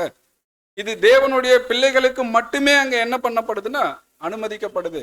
அப்ப தேவன் காப்பாத்துவார்னா பூமியிலிருந்து அவங்கள வெளியே கொண்டு போயிடுவாரா இந்த ஆபத்து காலத்துல? அப்படி செய்ய மாட்டாரா? அப்ப எப்படி காப்பாத்துவாரு? மேற்கொள்வதற்கு பலன் கொடுப்பார். ஏன்னா நீங்க அந்த 3 எபிரேய புருஷர்களுடைய விஷயத்துக்கு வந்தீங்கன்னா, பெரிய அக்னி சூளைக்கு நடுவுல தான் என்ன பண்றாங்க, அவங்க இருக்கிறாங்க. ஆனா அக்னி அவங்கள என்ன பண்ணல, மேற்கொள்ளல. அதே போல தேவன் அவருடைய பிள்ளைகளை காப்பாற்றுவார் அப்படின்னு சொல்றது, பூமியில இருந்தெல்லாம் வெளியில என்ன பண்ண மாட்டாரு, கொண்டு போறது இல்ல. அந்த அக்னிக்கு மத்தியில இருந்து அவங்க மேல அது எதுவும் படாதபடிக்கு தேவன் அவங்களை என்ன பண்ணுவாரு, பாதுகாப்பார். ஏன்னா எப்படி எபிரேய புருஷர்களோடு 4ஆவதா ஒருத்தர் இருந்தாரோ, அதே போல இன்னைக்கு நம்ம மத்தியில தேவனுடைய குமாரன் நம்மளோடு கூட என்ன பண்றாரு, இருக்கிறாரு. அவருடைய 2ஆம் பிரசன்ன காலத்துல நாம இருக்கிறோம். அதனால இந்த உபத்திரவத்துக்கு மத்தியில இருந்து தேவன் அவருடைய பிள்ளைகளை என்ன பண்ணுவாரு, காப்பாற்றுவாரு. ஏன்னா அவருடைய குமாரன் நம்மளோடு கூட என்ன பண்றாரு, இருக்கிறாரு. வாசிங்க லூக்கா 21ஆம் அதிகாரம் 36வது வசனம். ஆகையால் இனி சம்பவிக்க போகிற இவைகளுக்கெல்லாம் நீங்கள் தப்பி மனுஷகுமாரனுக்கு முன்பாக நிற்க பாத்திரவான்களாக எண்ணப்படுவதற்கு எப்பொழுதும் ஜெபம் பண்ணி விழித்திருங்கள் என்றார். அப்ப பாருங்க, இந்த வசனத்தினுடைய நிறைவேறுதல் படி தேவனுடைய பிள்ளைகளை தேவன் என்ன பண்ணுவாரு, காப்பாற்றுவாரு. ஒரு கவிதை ஒண்ணு, ஒரே ஒரு ஸ்லைடு மட்டும் வாசிங்க. சோதிக்கப்பட்டு மற்றும் பரீட்சிக்கப்படுபவனே, சோதிக்கப்பட்டு மற்றும் பரீட்சிக்கப்படுவனே, நீ சோதிக்கப்பட்டு பரீட்சிக்கப்பட்டாலும் ஆண்டவர் உன்னோடு இருந்து வழிநடத்தி பாதுகாப்பார். சோதிக்கப்பட்டு மற்றும் பரீட்சிக்கப்படுபவனே, உன் அருகில் ஒருவர் இருக்கின்றாரே. ஆம் பிரியமானவர்களே, சோதிக்கப்பட்டு பரீட்சிக்கப்பட்டாலும் நினைவுல வச்சுக்கோங்க, நம் அருகில ஒருத்தர் என்ன பண்றாரு, இருக்கிறாரு. நம்மோடு கூட தான் அவர் என்ன பண்றாரு, அக்னி சூளை மத்தியில இருக்கிறார். இந்த உபத்திரவம் நம்ம மேல கடந்து போனாலும் அந்த மத்தியில தேவன் அவருடைய ஒரே பேரான குமாரன் நம்மளோடு கூட தான் என்ன பண்றாரு, இருக்கிறார். அப்ப நமக்கு என்ன தேவை, அந்த 3 எபிரேய புருஷர்கள் கிட்ட காணப்பட்டதான அந்த விசுவாசமும் தைரியமும் இந்த உபத்திரவத்திலிருந்து பாதுகாக்கப்படுறதுக்கு நமக்கு என்னவா இருக்குது, அவசியமா இருக்குது. ஏன்னா அவங்க பாதுகாக்கப்பட்டாங்க அந்த அக்னி சூளை மத்தியிலிருந்து. தேவன் அவங்கள பாதுகாத்தார். அப்படி நீங்களும் நானும் இந்த உபத்திரவத்துல பாதுகாக்கப்படணும்னா நமக்கு கூட இந்த விசுவாசம் ரொம்ப முக்கியமானதா அங்க இருக்குது. அடுத்து 3வது ஒரு சம்பவத்துக்குள்ள நாம போகலாம். இந்த 3வது ஒரு சம்பவம் ரீப்ரிண்ட் 3325 இருக்குது. இது யோவான் ஸ்நானன் பத்தின விஷயம். நீங்க ஒரு சில வசனங்கள் வாசிக்கலாம். மத்தேயு 14ஆம் அதிகாரம் 3 ஏரோது தன் சகோதரனாகிய பிலிப்புவின் மனைவி ஏரோதியாளின் நிமித்தம் யோவானை பிடித்து கட்டி காவலில் வைத்திருந்தான். அப்படி இருக்க ஏரோதின் ஜென்ம நாள் கொண்டாடப்படுகிற போது ஏரோதியாளின் குமாரத்தி அவர்கள் நடுவே நடனம் பண்ணி ஏரோதை சந்தோஷப்படுத்தினாள். அதன் நிமித்தம் அவன், நீ எதை கேட்டாலும் தருவேன் என்று அவளுக்கு ஆணையிட்டு வாக்கு கொடுத்தான். அவள் தன் தாயினால் ஏவப்பட்டபடியே யோவான் ஸ்நானகனுடைய தலையை இங்கே ஒரு தாளத்திலே எனக்கு தாரும் என்று கேட்டாள். அவள் தன் தாய். பிரியமானவர்களே, இந்த சம்பவங்கள் நமக்கு ரொம்ப பரிச்சயம். இப்போ ஏரோது தன் சகோதரனுடைய மனைவியை என்ன பண்றாரு, தன்வச வச்சுக்கிறாரு. இது தவறு சொல்லி என்ன பண்றாரு, யோவான் ஸ்நானகன் வந்து அங்க கண்டிக்கும் போது அவர் என்ன பண்ணிடுறாரு, கைது பண்ணி வச்சிடறாங்க. அப்ப ஏரோதுடைய பிறந்த நாள் கொண்டாட்டத்துல இப்ப அவர் என்ன பண்றாருன்னா, ஏரோதியாளுடைய மகளுடைய நடனத்தை பார்த்து என்ன பண்றாருன்னா பரிசு கொடுக்கறதுக்கு என்ன பண்றாரு, இவரு விரும்புறாரு. அப்ப அவங்க கேட்குறாங்க, என்ன வேணும்னு சொல்லி கேட்கும்போது யோவான் ஸ்நானனுடைய தலை வேணும் அப்படின்னு கேட்குறாங்க. இப்போ இவரும் வந்து என்ன பண்ணிடுறாரு, அதுக்கு ஓகே சொல்லிடுறாரு. இதுதான் சம்பவம். இத சகோதரர் எப்படி அந்த ஆர்டிக்கல் எழுதுவார்னா, யோவானுக்கும் எலியாவுக்கும் இருந்த விஷயங்கள் இருக்குது இல்லையா, இந்த நிழல்கள், இது ரெண்டுத்திலுமே சில ஒற்றுமைகள் என்ன பண்ணுது, இருக்குது. என்ன ஒற்றுமை இருக்கும் நீங்க சொல்லுங்க? யோவானுடைய சம்பவத்துல எலியாவுடைய சம்பவத்துல என்ன ஒற்றுமை?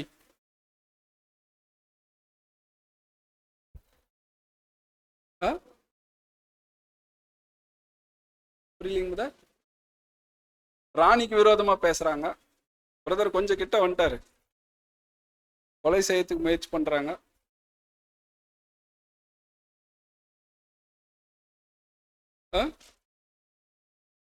சரி, ஸ்லைட்ல வாசிச்சிடலாங்களா?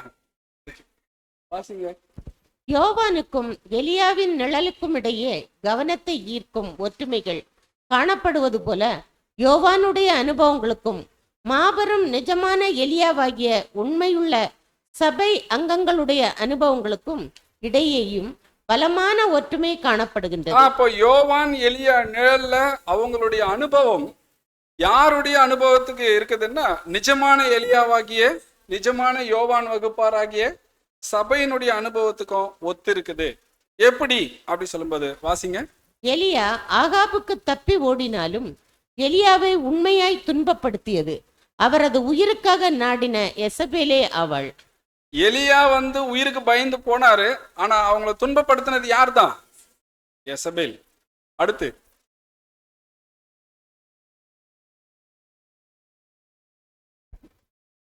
யோவான் ஸ்நானகனும் ஏரோதினால் கைது செய்யப்பட்டு இறுதியில் கொல்லப்பட்டாலும் யோவானுடைய உண்மையான எதிராளி ஏரோதின் மனைவியாகிய ஏரோதியாளே அவள். இதுபோலவே வாசிங்க. மாறும் எலியாவியாகிய மாம்சத்தில் உள்ள கிறிஸ்துவின் உண்மையான சபையானது அரசியல் வல்லமையின் கரங்களில் இதுவரை பாடுகள் அனுபவித்தாலும் இனிமேலும் அரசியலின் கரங்களில் இருந்து பாடுகள் அனுபவிக்க போகிறதா இருப்பினும் போதுங்க சிஸ்டர். அப்ப என்ன சொல்றாருன்னா, இப்ப பாருங்க, எலியாவை துன்பப்படுத்தி அவருடைய உயிருக்கு சேதம் விளைவிக்கணும்னு சொன்னது யார்தா? எசபேல், ஸ்திரீ.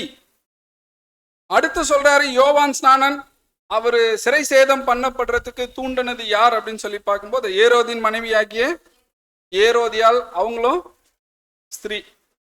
அடுத்து மூன்றாவது சொல்றாரு மாபெரும் எலியா வகுப்பார் மாம்சத்தில் இருக்கக்கூடிய சபை. இதுவரைக்கும் இவங்க சில துன்பங்கள் அனுபவிச்சுட்டு வராங்க. சபையினுடைய வரலாற்றுல பார்க்கும்போது அரசியல் அதிகாரத்திலிருந்து சில துன்பங்கள் இவங்க என்ன பண்ணிட்டு வராங்க, அனுபவிச்சுட்டு வந்தாலும் இந்த அரசியல் அதிகாரத்துக்கு பின்னாடி இருக்கிறது யார் அப்படி சொல்லி சொல்றாருன்னா, பின்னால இருக்கிறது யாரு? அதுவும் ஒரு ஸ்திரீ. வாசிக்கலாம். வெளிப்படுத்தல் 2ஆம் அதிகாரம் 20வது வசனம். அந்த பிராக்கெட்ல போட்டது இருக்கு. அடுத்து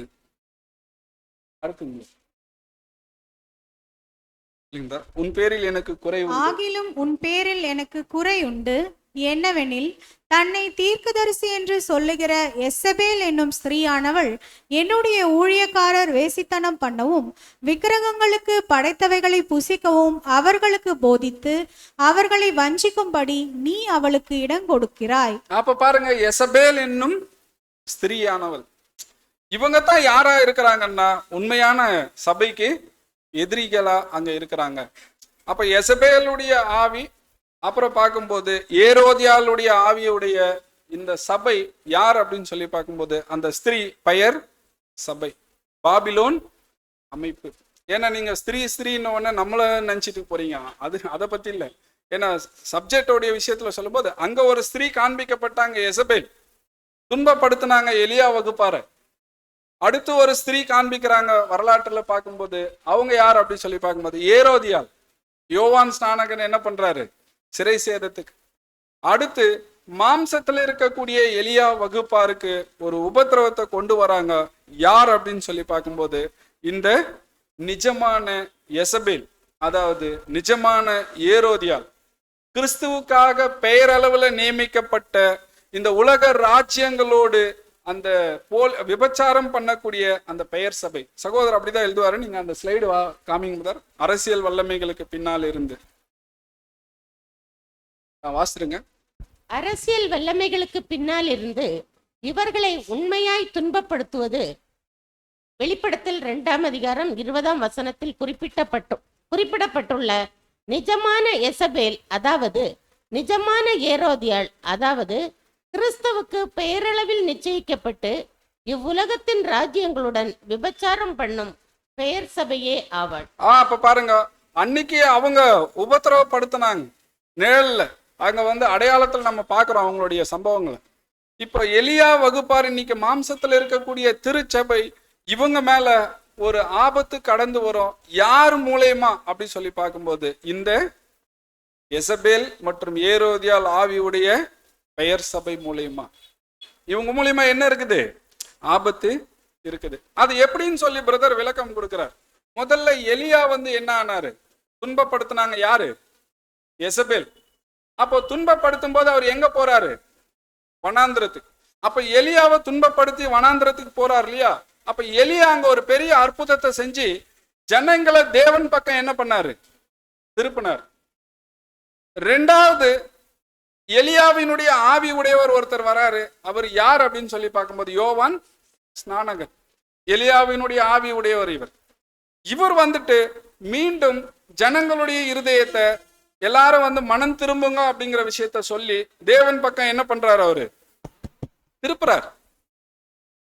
அப்ப இவருக்கு கூட என்ன ஆகுது அப்படின்னு சொல்லி பார்க்கும்போது ரெண்டாம் முறையும் அவருடைய உயிருக்கு ஆபத்து என்ன ஆகுது? அங்க உண்டாகுது. அடுத்து மூன்றாவது ஒரு நபரை பத்தி பேசுறாரு. அவங்க தான் யார் அப்படின்னு சொல்லி பார்க்கும்போது திரு சபை. நீங்க வாசிங்க 2ஆம் எலியாவாகிய அந்த ஸ்லைட்ல இருந்து. இரண்டாம் எலியாவாகிய யோவான் ஸ்நானகனின் விஷயத்திலும் அனுபவங்கள் மற்றும் நிகழ்வுகள் கிட்டத்தட்ட ஒன்றாகவே இருக்கின்றது. மற்றும் ஏரோதியாளாகிய எசபேல் தீர்க்கதரிசியை அழிக்கும் விஷயத்தில் இறுதியில் வெற்றி கொண்டாள். 3ஆம் எலியாவின், அதாவது மாம்சத்தில் உள்ள சபை விஷயத்திலும் எசபேல் என்னும் பெயருள்ள ஸ்திரீ வெளிப்படுத்துதல் 2:20 குறிப்பிடப்பட்டுள்ளாள். அப்ப இங்க என்ன விஷயங்கள் சொல்ல வர்றாருன்னா, யோவான் ஸ்நானகன், 2ஆம் எலியாவாகிய யோவான் ஸ்நானகன் விஷயத்துல அவருடைய அனுபவங்கள்ல ஏரோதியால், எசபேலுடைய ஆவியுடைய ஏரோதியால் அவங்க செஞ்ச விஷயம் என்னன்னா, தீர்க்க தரிசிய அழிக்கணும்னு சொல்லி என்ன பண்றாங்க? ஏரோது கிட்ட கேக்குறாங்க. அப்ப தீர்க்க தரிசி என்னவும் பண்ணப்படுறாரு, கொலையும் செய்யப்படுறார். அப்போ இந்த கொலையும் செய்யப்படுறார் அப்படின்னு சொல்லும் போது இந்த விஷயத்தை எப்படிதான் சொல்றாருன்னா, இதே போல உண்மையான திருச்சபையினுடைய விஷயத்துல, மாம்சத்தில் இருக்கக்கூடிய திருச்சபையினுடைய விஷயத்துல, இந்த ஒரு ஏரோதியால் வகுப்பாரா இருக்கிற இந்த பெயர் சபை ஒரு அதிகாரத்தை செலுத்தும் போது எப்படி தீர்க்க தரிசி தோல்வி அடைந்தது போல உலகத்தின் பார்வையில இருந்துச்சோ, அதே போல இப்பவும் என்ன ஆகும் அப்படின்னு சொல்லி சொல்றாருன்னா, இந்த உலகத்தினுடைய பார்வையில பரிசுத்தவான்கள் மரிக்கிறாங்க அப்படிங்கிற விஷயம் என்ன ஆகும் தெரியும். பரிசுத்தவான்கள் அவங்களை மேற்கொள்ள முடியாதது போல என்ன ஆகும்? உலகத்தினுடைய பார்வையில காணப்படும். இந்த சம்பவம் அங்க என்ன ஆகும்? அப்படியே கடந்து போகும் அப்படிங்கிற விஷயத்த அவர் என்ன பண்றாருன்னா அங்க குறிப்பிடார். இது எவ்வளவு வருஷமா இது கடந்து போயிட்டு இருக்குது அப்படின்னு சொல்லி பார்க்கும்போது, இந்த எலியா வகுப்பார் மாம்சத்துல இருந்துட்டு எப்படி அங்க யோவான் ஸ்நானகன் நீதியை பிரசங்கித்தாரோ, மனம் திரும்புகள் சொல்லி சொன்னாரோ, அதே போல இந்த சபையார் கூட பண்றாங்க. கிட்டத்தட்ட இந்த 200 வருடங்களா 2000 வருஷங்களா என்ன பண்றாங்கன்னா, நீதியை என்ன பண்றாங்க? பிரசங்கம் பண்ணிட்டு வராங்க. அன்னைக்கு முதல்ல எலியா சொல்லும் போது கொஞ்சம் பேர் தான் தேவன் பக்கம், யெகோவா தேவன் பக்கம் என்ன பண்ணாங்க? திரும்பினாங்க. யோவான் ஸ்நானகன் ஊழியத்திலையும் கொஞ்சம் பேர் தான் என்ன பண்ணாங்க? மனம் திரும்பி வந்தாங்க. இன்னைக்கு உண்மையான திருச்சபை கூட இந்த ஊழியங்களை ஏறெடுக்கும் போது கொஞ்சம் பேர் தான் கேட்டு என்ன பண்றாங்க? வராங்க. கர்த்தர் வருகையில் இருக்கும்போது பார்க்கும்போது கொஞ்சம் பேர் தான் உண்மையுள்ளவர்களா என்ன பண்றாங்க? இருக்கிறாங்க. கொஞ்சம் பேர் தான் கர்த்தரை சந்திக்கிறதுக்கு ஆயத்தமாக அங்க என்ன பண்றாங்கன்னா இருக்கிறாங்க.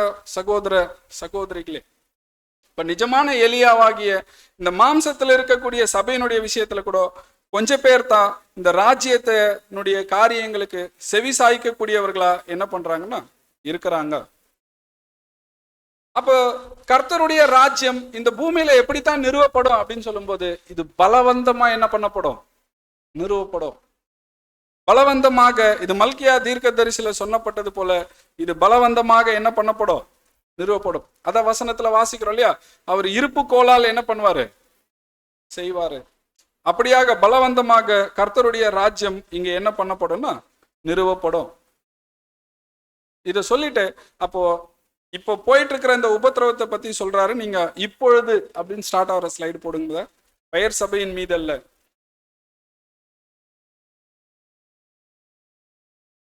இப்பொழுது, அதாவது பெயர் சபையின் மீதல்ல, உண்மையான சபையின் மீது 2ஆம் தாக்குதலை நாம் எதிர்பார்க்கின்றோம்.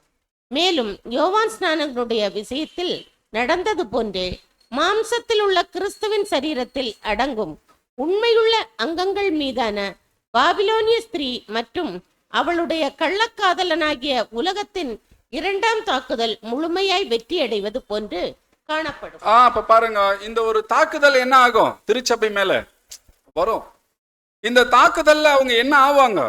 வெற்றி அடைவாங்க.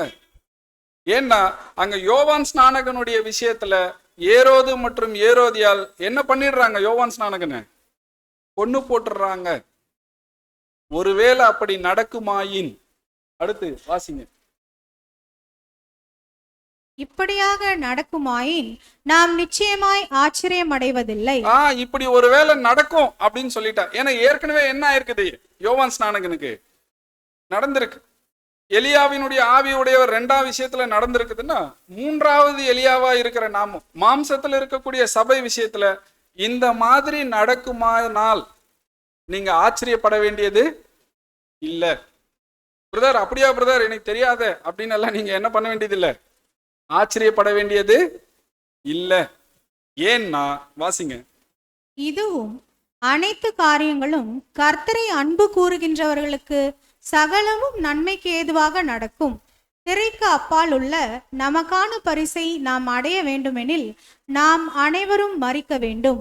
திரையின் இப்பக்கத்தில் காணப்படும் எலியா வகுப்பார் கண்டிப்பாக வெற்றி அடைய வேண்டும் மற்றும் வெற்றி அடையவும் செய்வார்கள். அப்ப பாருங்க எவ்வளவு உறுதியா பேசுறாரு சகோதரர் இந்த வார்த்தைகளை. நமக்கான பரிசை நாம அடையணும்னா சிறை சேதம் என்ன பண்ணப்படணும்? நம்ம பண்ணப்படணும், மறிக்கணும், நிச்சயம் மறிக்கணும். ஏன்னா நமக்குரிய வார்த்தைகள் எப்படி மரண பரியந்தம் உண்மையில. அப்ப கட்டாயம் நமக்கு என்ன இருக்குது? மறிக்க வரைக்கும் உண்மை தன்மையை காண்பிக்கணும். அப்போ மறிக்க வேண்டியதா இருக்குது. திரைக்கு இந்த பக்கத்துல இருக்கக்கூடிய எலியா வகுப்பார், மாம்சத்தில் இருக்கக்கூடிய திருச்சபை கண்டிப்பாக வெற்றி அடையணும்.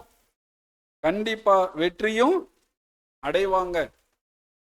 அந்த வெற்றியும் அடைவார்கள்ங்கிற வகுப்பார ஆகிறதுக்கு தான் நம்ம எல்லாம் என்ன பண்ணிட்டு இருக்கிறோம்? பிரயாசத்தை அங்க எடுத்துட்டு இருக்கிறோம். ஆனா இந்த வெற்றியை அடைவாங்க இந்த திருச்சபை. ஆனா பார்வைக்கு இது எப்படி இருக்கும்னு சொல்லி சொல்றாருன்னா, அடுத்த ஸ்லைடு வாசிங்க. ஆனால் பார்வைக்கு தோல்வி போன்று தோன்றும்.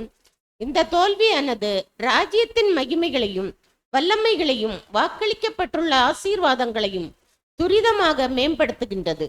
ஆகிலும் நீ மரண பரியந்தம் உண்மையாயிரு, அப்பொழுது ஜீவ கிரீடத்தை உனக்கு தருவேன். அப்ப பாருங்க அருமையானவர்களே, பார்வைக்கு இது எப்படி போல இருக்கும்? தோல்வி. என்ன இவர் அவங்க சொல்றதை செஞ்சுட்டு போயிருக்கலாமே, இந்த மாதிரி அநியாயமா என்ன ஆயிட்டாரு, மறிச்சிட்டாரு அப்படின்னு சொல்லி என்ன பண்ணும்? பார்வைகள் இருக்கும்.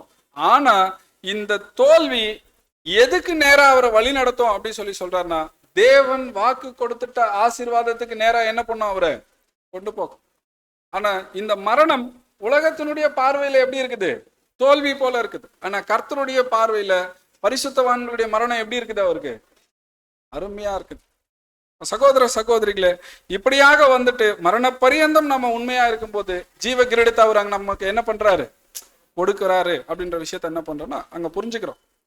அப்போ உபத்திரவ காலம் நெருங்கி வரும்போது, அடுத்து போடுங்க, உபத்திரவ காலம் நெருங்கி வரும்போது யோவான் சொன்னார் இல்லையா, தற்போது இருக்கிற சபை அது இருக்கிற நிலையில என்ன ஆகணும் சொல்லி சொல்றாருன்னா, எண்ணிக்கையில குறைய ஆரம்பிக்கணும். மாம்சத்துல இருக்கக்கூடிய சபை அந்த எண்ணிக்கை என்ன ஆகணும்? குறையணும். அப்ப எண்ணிக்கை எங்க அதிகமாகும்? திரைக்கு அந்த பக்கம். அதான் யோவான் சொன்னார் இல்லையா, என்ன சொன்னாரு? அவர் பெருகவும், யாரு?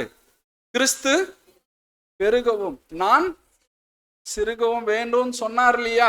அந்த வார்த்தைகளை சகோதரர் கோட் பண்ணி சொல்றாரு. இப்ப பாருங்க, சபையானது தன்னுடைய வெற்றி பெற்று மகிமைக்குள்ள கடந்து போகும்போது திரைக்கு அந்த பக்கம் என்ன ஆகணும்? பெருகணும். மாம்சத்துல இருக்கக்கூடிய எண்ணிக்கை என்ன ஆகணும்? குறையணும். அப்படி குறையணும்னா இப்போ இந்த பெயர் சபை ஒரு பெரிய ஆதிக்கத்தை இங்க என்ன பண்ணுவாங்க? செலுத்துவாங்க. அப்படி ஆதிக்கம் அங்க செலுத்தப்படும் போது இப்ப நீங்க நான் பாதுகாக்கப்படணும், அதுல உண்மை தன்மையை காண்பிக்கணும் அப்படின்னு சொல்லி சொன்னா நமக்கு என்ன ரொம்ப அவசியம்? விசுவாசம் அவசியம். ஏன்னா இந்த யோவான் ஸ்நானகனை பத்தி சகோதரர் எழுதிட்டு வரும்போது, யோவான் சிறைச்சாலையில இருக்கும்போது என்ன வந்துருச்சு? அவருக்கு சந்தேகம் வந்துருச்சு. சந்தேகம் என்ன ஆயிடுச்சு? வந்திருக்கிறவரு நீங்க தானா, வேற யாருன்னா வருவாங்களாங்கிற சந்தேகம் என்ன ஆயிடுச்சுன்னா அவருக்கு வந்துருச்சு. சகோதர சகோதரிகளை இதை சொல்லிட்டு சகோதரர் கூட என்ன சொல்றாருன்னா, நீங்க கர்த்தருக்காக செய்ய வேண்டிய பார்ட், உங்க பார்ட் இருக்குது இல்லையா, அதை உண்மையா செஞ்சுட்டு தேவனுடைய நோக்கம் நிறைவேறதுக்காக நீங்க காத்துருங்க. தேவனுடைய நோக்கம் என்ன? ஒருவேளை நீங்க சிறை சேதம் பண்ணப்படலாம், இல்ல வேற ஏதாவது வகையில நீங்க தூக்கிலிடப்பட்டு என்ன பண்ணப்படலாம், கொலை செய்யப்படலாம். ஆனா விடுதலை நீங்க என்ன பண்ணாதீங்க, எதிர்பார்க்காதீங்க. தேவனுடைய நோக்கம் ஒண்ணு இருக்குது. உங்களை குறிச்ச தேவனுடைய நோக்கம் என்ன பண்ணுது? அந்த நோக்கத்தை தேவன் என்ன பண்ணுவாரு? நிறைவேற்றுவாரு. அவர் நிறைவேற்றுறதுக்கு உங்க பட்சத்துல நீங்க செய்ய வேண்டியதை செஞ்சுட்டு காத்துட்டு இருங்க. டவுட் எல்லாம் படாதீங்க. கர்த்தரு வந்துகிறாரா வரலையா, வந்தது நீங்க தானா, ஏன் எனக்கு இவ்வளவு பிரச்சனை நடக்குது அப்படின்னு எல்லாம் நீங்க என்ன பண்ணாதீங்க, சந்தேகப்படாதீங்க. நீங்க காத்துட்டு இருங்க அப்படிங்கிற விஷயத்த அங்க என்ன பண்றாருன்னா அங்க குறிப்பிட பாருங்க. சகோதர சகோதரிகளே, நமக்கு இந்த ஒரு தருணங்கள்ல கூட நமக்கு என்ன ரொம்ப அவசியம்னா விசுவாசம் ரொம்ப முக்கியமா இருக்குது. உபத்திரவ காலத்துல நம்ம பலன் அடையணும்னா விசுவாசமும் ஜெபமும் நமக்கு ரொம்ப அவசியமா இருக்குது. அடுத்து நம்முடைய பாடத்தினுடைய இறுதி பாகம் இது எங்க அப்படின்னு சொல்லி பார்க்கும்போது, ஆண்டவராகிய இயேசு கிறிஸ்து அந்த கலிலேயா கடல்ல போகும்போது நடந்த சம்பவம். அப்ப இந்த கலிலேயா கடல் பத்தி நீங்க சில வசனங்கள் வாசிருங்க. மார்க்கு 4ஆம் அதிகாரத்துல இது இருக்குது. நீங்க 35 இருந்து வாசிங்க. அன்று சாயங்காலத்தில் அவர் அவர்களை நோக்கி, அக்கறைக்கு போவோம் வாருங்கள் என்றார். அவர்கள் ஜனங்களை அனுப்பிவிட்டு அவர் படவில் இருந்தபடியே அவரை கொண்டு போனார்கள். வேறே படகுகளும் அவரோடே கூட இருந்தது. அப்பொழுது பலத்த சுழல் காற்று உண்டாகி படகு நிரம்பத்தக்கதாக அலைகள் அதன் மேல் மோதிட்டு. அப்போ வாசிங்க. கப்பலின் பின்னணியத்தில் அவர் தலையினை வைத்து நித்திரையாயிருந்தார். அவர்கள் அவரை எழுப்பி, போதகரே, நாங்கள் மடிந்து போகிறது உமக்கு கவலையா இல்லையா என்றார்கள். அவர் எழுந்து காற்றை அதட்டி கடலை பார்த்து, இறையாதே, அமைதலா இரு என்றார். அப்பொழுது காற்று நின்று போய் மிகுந்த அமைதல் உண்டாயிற்று. அவர் அவர்களை நோக்கி, ஏன் இப்படி பயப்பட்டீர்கள்? ஏன் உங்களுக்கு விசுவாசம் இல்லாமற் போயிற்று என்றார். அவர்கள் மிகவும் பயந்து, இவர் யாரோ, காற்றும் கடலும் இவருக்கு கீழ்ப்படுகிறதே என்று ஒருவரோடொருவர் சொல்லிக் கொண்டார்கள். அப்ப பிரியமானவர்களே, இங்க சம்பவம் நமக்கு தெரியும். கர்த்தர் ஊழியத்தை செய்துட்டு அப்ப படகு ஏறி அந்த பக்கம் போவோம் அப்படின்னு சொல்லிட்டு என்ன பண்றாருன்னா சீஷர்களோடு போறாரு. அப்படி போகும்போது என்ன சொல்றாருன்னா, கர்த்தர் வந்து தலையணை வச்சு, எங்க படகுல தலையணை வச்சு என்ன பண்ணாராம், தூங்கிட்டு இருக்கும்போது இப்ப என்ன ஆயிடுதுன்னா பெரிய கடல் புயல் காற்று வந்து என்ன ஆயிடுதுன்னா உண்டாயிடுது. இப்ப சீஷர்கள் எல்லாம் பயந்துட்டு என்ன பண்றாங்க, கர்த்தரை போயிட்டு எழுப்புறாங்க. சீஷர்கள் எல்லாம் யாரு, என்ன தொழில் செஞ்சுட்டு இருந்தவங்க? ஏன் இவங்க புயல பார்த்தது இல்லையா? புயல் பார்த்துட்டாங்க. இப்ப இவங்க என்ன பண்றாங்க, போயிட்டு எல்லாத்தையும் பார்த்த ஜனங்க தானே, அதானே தொழில். கடல்ல போயிட்டு சகோதரி இதை பத்தி எல்லாம் எழுதும் போது என்ன சொல்றாருன்னா, ஒரு மனுஷன் தன்னுடைய தன்மையை உணரணும் அப்படின்னு சொல்லி சொன்னா அது வந்து என்ன சொல்றாருன்னா, அவனை எங்க கொண்டு போலான்னு சொல்லி சொல்றாருன்னா, கடல்ல கொண்டு போனா நல்லது. அவன் யாருங்கிறத அவன் புரிஞ்சுப்பான். எவ்வளோ சின்னவனா நான் இருக்கிறேங்கிறத என்ன பண்ணலாம், கடலுக்கு போனா புரிஞ்சுக்கலாம் அப்படி சொல்லி வந்து என்ன பண்றாருன்னா சொல்றார். ஏன்னா அந்த சமயத்துல ஏற்படக்கூடிய அந்த புயல் சீற்றத்துல மனுஷன் தன் நிலையை என்ன பண்ண முடியும், உணர்ந்து கொள்ள முடியும் அப்படிங்கிற விஷயத்த வந்து என்ன பண்றாருன்னா சொல்றார். அப்ப பாருங்க, இப்படியாக வந்து காரியங்கள் என்ன ஆகுது அப்படின்னு சொல்லி பார்த்தீங்கன்னா, இந்த படகுல கடந்து போகும்போது சூழ்நிலைகள் அங்க என்ன ஆகுதுன்னா கடந்து போகுது. இதை பத்தி சகோதரர் வந்து சொல்லும்போது என்ன சொல்றாருன்னா, இந்த ஒரு சம்பவம் கலிலேயா கடல்ல நடந்த இந்த சம்பவம் 2 விஷயத்துக்கு நம்ம ஒப்பிடலாம். ஒண்ணு, இப்ப இருக்கிற திருச்சபையினுடைய அந்த உபத்திரவ சம்பவங்களுக்கு, அடுத்து 1000 ஆண்டு ஆளுகையினுடைய காரியத்துக்கு நாம என்ன பண்ணலாம்னு இதை ஒப்பிடலாம்னு சொல்றாரு. வாசிங்க அந்த ஸ்லைட்ல. கர்த்தர் இப்பொழுது சபைக்கு பண்ணுகிறதையும் எதிர்காலத்தில் உலகத்துக்கு பண்ண போகிறதையும் கலிலேய கடலின் நிகழ்வு சித்தரிக்கிறது. 6000 வருட நீண்ட காலமாக ஆளுகையில் இருந்த பாவம் மற்றும் மரணத்திலிருந்து முழு உலகத்தையும் மீட்கவே தேவன் உத்தேசிக்கிறார். அவ்வப்போது காணப்படுகிற சிறிய அமைதிகளுடன் இந்த காலம் ஒரு தொடர்ச்சியான புயலாக இருக்கிறது. இந்த காலகட்டத்தில் உலகமானது தேவனுடனான இணக்கத்திற்கான விரும்பத்தக்க தன்மைக்கான குறிப்பிட்ட மாபெரும் பாடங்களை பெற்றுக்கொள்கிறது. தேவனுடன் முழு இசைவுடன் இருப்பதற்கும் தெய்வீக வழி நடத்துதலுக்கும் மிகவும் கீழ்ப்படிவதற்குமான முக்கியத்துவத்தை சீக்கிரத்தில் மிகவும் உணர்ந்து கொள்ளவும் புரிந்து கொள்ளவும் வருவார்கள். இப்படியாக அடுத்த யுகத்திற்கான அவர்களது கல்வியில் அஸ்திவாரக்கல் போடப்படுகிறது. அப்ப பாருங்க, இந்த ஒரு கலிலேயாவினுடைய சம்பவம் 1000 வருட யுகத்துல முழு மனு குலத்தையும் சீர்பொருந்த பண்ணி தேவன் பட்சத்துல கொண்டு வரக்கூடிய விஷயத்துக்கு எப்படி இருக்குது? ஒரு நிழலா இருக்குது சொல்றார். அடுத்து 2வது இது எப்படி இருக்குது சொல்றாருன்னா வாசிங்க. முடிவாக கலிலேயா கடலின் இந்த புயல் இந்த யுகம் முடிவடைகிற மகா உபத்திரவ காலத்தை வரைபடமாக சித்தரிக்கிறது. பிறகு சாத்தானின் ஆளுகை முடிவுக்கு வரும், மேசியாவின் ஆளுகை ஆரம்பிக்கும். மகா உபத்திரவ காலத்தை இயேசுவின் ராஜ்யம் கொண்டு வரதாக நாம் நினைக்க கூடாது. சபையுடன் ஆக கிறிஸ்துவின் கிரியை, சபையின் நிறைவு மற்றும் சபையின் மகிமையுடன் கிறிஸ்துவின் ராஜ்யம் ஸ்தாபிக்கப்படும் என்பது வேதாகம கருத்தாக காணப்படுகிறது. அப்ப இந்த கலிலேயா கடலினுடைய இந்த சம்பவம் இந்த யுகத்தினுடைய முடிவடைகிற மகா உபத்திரவ காலத்தை என்ன பண்ணுது? சித்தரிக்கக்கூடியதா அங்க இருக்குது. ஏன்னா இப்ப பாருங்க, இந்த ஒரு புயல் உண்டாகுது இல்லையா? அந்த கடல்ல பிரயாணம் பண்ணும்போது, கலிலேயா கடல்ல போகும்போது என்ன ஆகுது? புயல் உண்டாகுது. இந்த புயல் யார் உண்டு பண்ணியிருப்பா? புயல் உண்டாயிருக்கு, யார் உண்டு பண்ணியிருப்பான்னா எல்லாமே விழுந்து போன தூதர்கள். அதுவே கூட வந்திருக்கலாம் அப்படின்றீங்களா? எப்படி வந்திருக்கோம்? சகோதர சகோதரிகளே, சகோதரர் அந்த ஆர்டிக்கல் எழுதும்போது இந்த புயல்கள் உலகத்திலிருந்து வருவது போல நமக்கு தோன்றலாம். ஆனா உண்மையில இதுக்கு பின்னாடி யார் இருக்கிறதுக்கு வாய்ப்பு இருக்குது? விரோதி இருக்கிறதுக்கு வாய்ப்பு இருக்குது. ஏன்னா உலகத்தை சீர்படுத்தக்கூடிய விஷயத்துல கூட பாத்தீங்கன்னா, உலகத்துல ஏற்படக்கூடிய புயல்கள்ல கூட விரோதி என்ன பண்றாரு? இருக்கிறாரு. சபையினுடைய விஷயத்துல கூட என்ன பண்றாருன்னா, இந்த புயல்கள் எங்க இருந்து வரதுக்கு வாய்ப்பு இருக்குதுன்னா, விரோதியினால வருவதற்கு என்ன இருக்குது? வாய்ப்பு இருக்குது. அதனால எல்லா புயலுமே சாத்தாந்து தான் சொல்றதுக்கு நாம என்ன பண்ணல, விருப்பப்படல. ஆனா இவைகள் விரோதியினால வந்திருக்கிறதுக்கு வாய்ப்பு இருக்குதுன்ற விஷயத்தை தான் நம்ம என்ன பண்றோம்? வலியுறுத்துறோம். எப்படின்னா, நீங்க யோபுனுடைய சம்பவத்தை பாருங்க. இப்ப யோபுக்கு சோதனைகள் வந்துச்சு இல்லையா? புயல்கள் அவருடைய வாழ்க்கையில வீசிச்சு இல்லையா? அங்க யார் தான் வந்தா? விரோதி வந்தார் இல்லையா? அது போல இந்த புயல்கள் வீசும்போது இது யாரால வீசறதுக்கு வாய்ப்பு இருக்குது சொல்றாருன்னா, இங்க விரோதியினால ஏற்படுறதுக்கு வாய்ப்பு இருக்குது. சகோதரர் இன்னொரு கருத்து கூட சொல்றாரு, ஒருவேளை தேவன் இதை என்ன பண்ணலாம், நம்முடைய வாழ்க்கையில அனுமதிக்கிறவராக அங்க இருப்பாரு அப்படின்ற விஷயத்த கூட என்ன பண்றாருன்னா அங்க சொல்றாரு. ஏன்னா இந்த சபை முழு சுவிசேஷ யுகமும் புயல்னால அவங்க என்ன பண்ணப்படுறாங்க? அலக்கழிக்கப்படுறாங்க.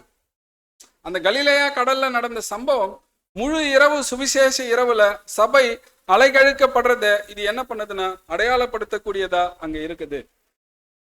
அப்ப அந்த கலிலேயா கடலினுடைய சம்பவத்தை கவனிக்கும் போது சீஷர்களுடைய விசுவாசத்தை சோதிக்கிறதுக்காகத்தான் கர்த்தர் அந்த நித்திரையில என்ன பண்ணாராம்?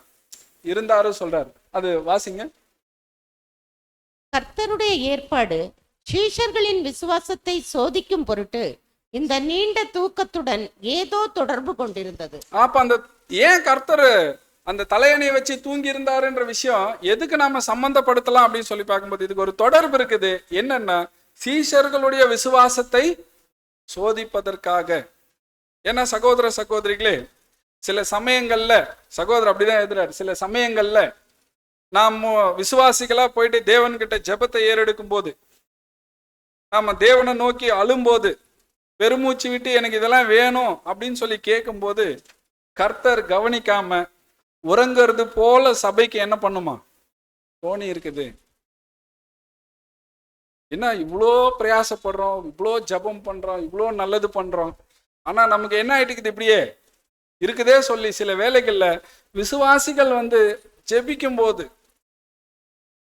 கர்த்தர் கவனம் இல்லாம உறங்கிறது போல சபைக்கு என்ன பண்ணுமா தோணுது. ஏன் இப்படி தோணுது? ஏன்னா நம்ம கேட்கறது என்ன ஆக மாட்டேங்குது, நடக்க மாட்டேங்குது, பிரச்சனை ஜாஸ்தி ஆயிட்டு இருக்குது. அப்போ நமக்கு என்ன ஆகுதுன்னா அந்த மாதிரி தோணுது. ஆனா இதை ஏன் அவர் அனுமதிக்கிறார் அப்படின்னு சொல்லி பார்க்கும்போது நம்முடைய விசுவாசம் சோதிக்கப்படுறதுக்காக. எந்த அளவுக்கு நீங்க விசுவாசத்துல தேறி இருக்கிறீங்கன்ற விஷயத்த அவர் சோதிக்கிறதுக்காக என்ன பண்றாருன்னா செய்யறார். ஏன்னா சகோதரர் சொல்லும்போது என்ன சொல்றாருன்னா, நீங்க எந்த அளவுக்கு விசுவாசிக்கிறீங்களோ அந்த அளவுக்கு தான் உங்களுக்கு சோதனையே தவிர சோதனை அளவுக்கு உங்களுக்கு விசுவாசம் இல்லைன்னு சொல்றார். திரும்ப சொல்லட்டுமா? அதாவது நான் 50% விசுவாசிக்கிறேன்னு வச்சுக்கோங்க, எனக்கு தேவன் எவ்வளவுதான் சோதனை தராரு, 50%. ஆனா சோதனை எவ்வளோ? 100% இருக்குது.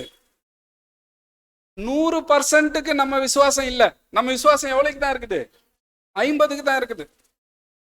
உங்களுக்கு வரக்கூடிய டெஸ்ட் உங்க விசுவாசத்தினுடைய அளவு எவ்வளவோ அவ்வளவுக்கு தான் தேவன் என்ன பண்றாராம், கொடுக்கிறாரு.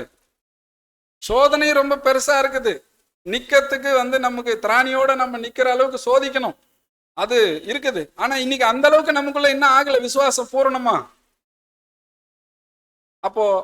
அப்போ தேவனுடைய சோதனைகள் எப்படித்தான் இருக்குதுன்னா உங்களுடைய விசுவாசத்தினுடைய அளவுக்கு ஏற்ப.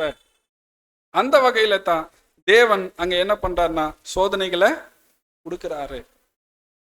சொல்றாரு, சீஷர்கள் போயிட்டு அங்க கேட்கிறாங்க, நாங்கள் அழிந்து போகிறோமே, உங்களுக்கு கவலை இல்லையா? சோர்ந்து போகிறோமே, உங்களுக்கு கவலை இல்லையா?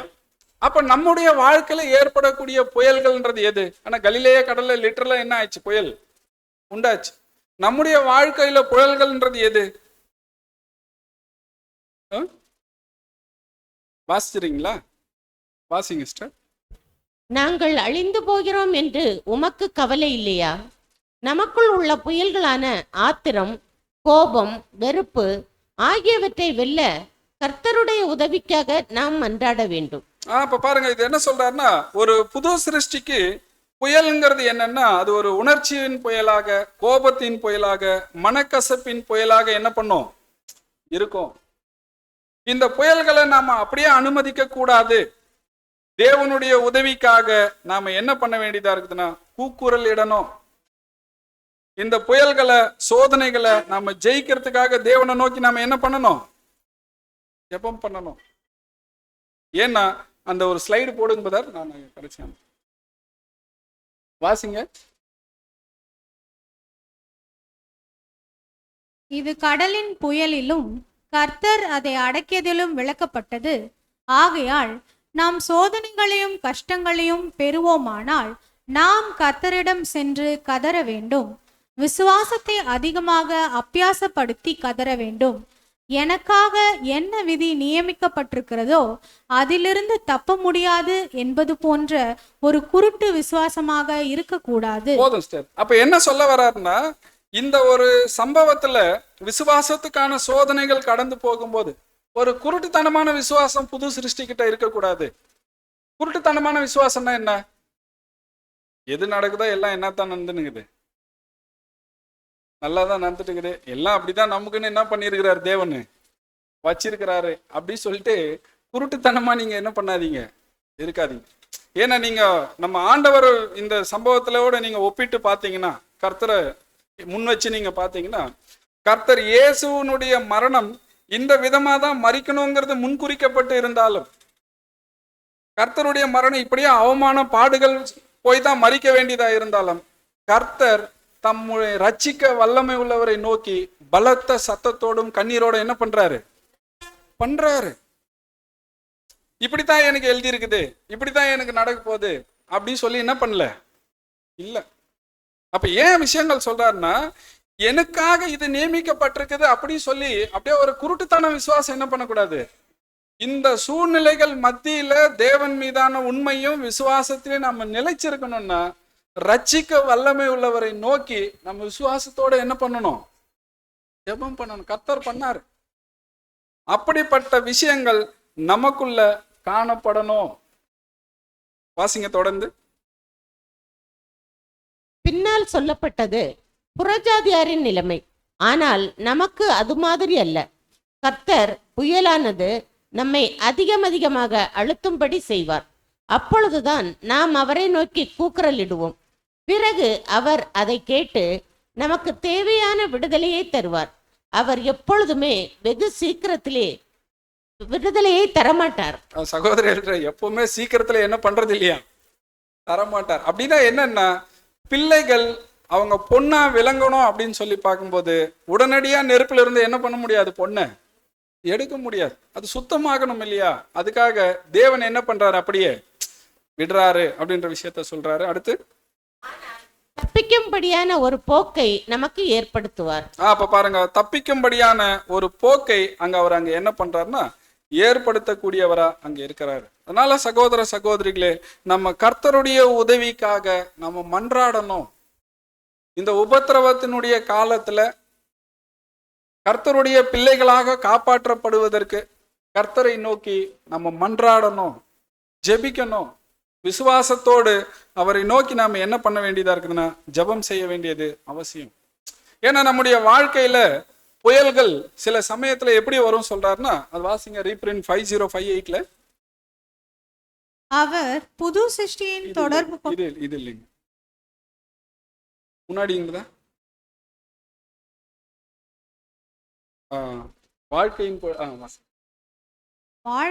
புயல்கள் சில சமயம் நம்மீது, சகோதரர்கள் மீது, முழு குடும்பத்தின் மீதும் வீசி நம்மை ஆபத்தில் ஆழ்த்தி நம்பிக்கை இழக்க செய்யும். புயல்கள் எப்படி வரும்னா, நம்பிக்கையே இல்லாத நிலைமைக்கு நம்மளை என்ன பண்ணும், கொண்டு போகும். இதுக்கு மேல என்னால எதுவும் என்ன பண்ண முடியாது, இதை செய்ய முடியாது. நம்முடைய விஷயம் என்ன ஆயிடுச்சு, கைமீறி போயிடுச்சு.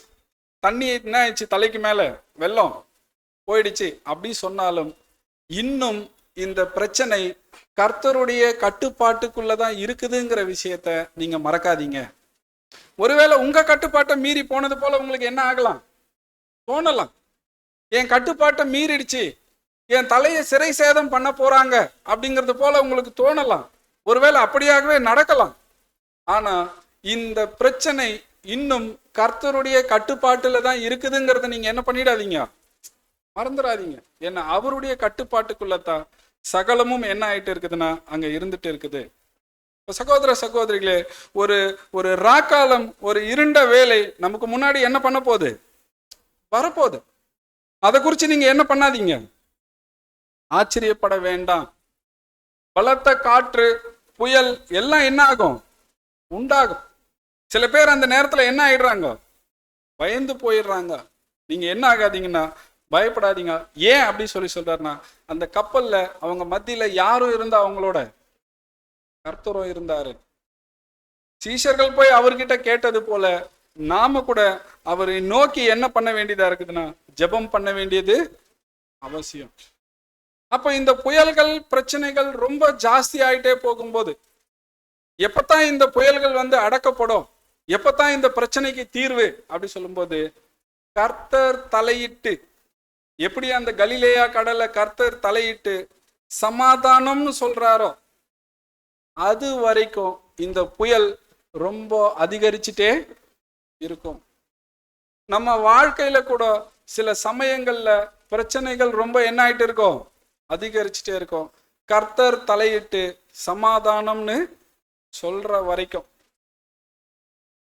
அப்ப அந்த மாதிரி சூழ்நிலைகள்ல நமக்கு என்ன வேணும் அப்படி சொல்லும்போது வாசிக்கலாம் அந்த ஸ்லைடு. அத்தகைய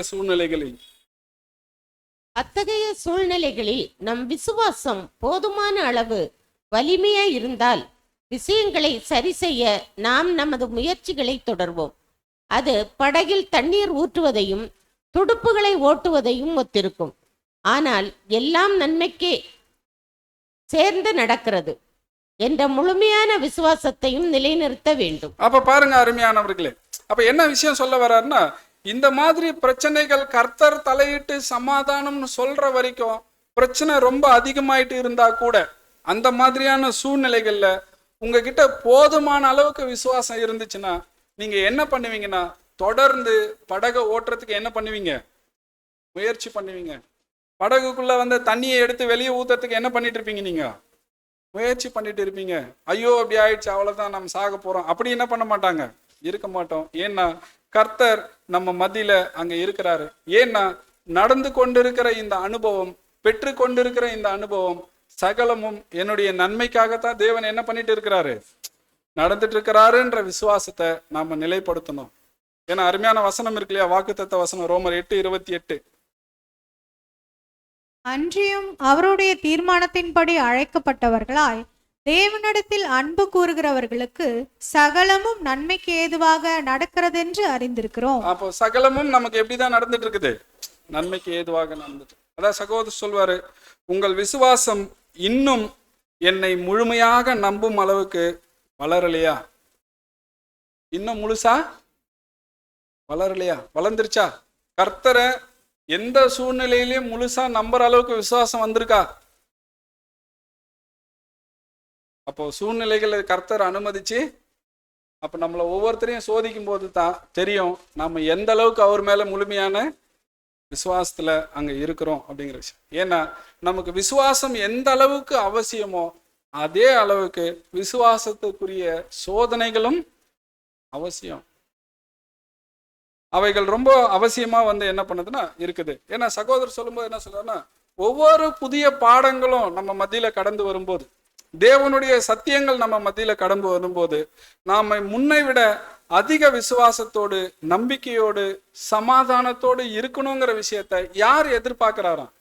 நம்முடைய குரு என்ன பண்றாரு, எதிர்பார்க்கிறாரு. நாமளும் அப்படித்தான் இருக்கிறோமாங்கிறத நாமளும் என்ன பண்ணிக்கணும், எதிர்பார்க்கணும்.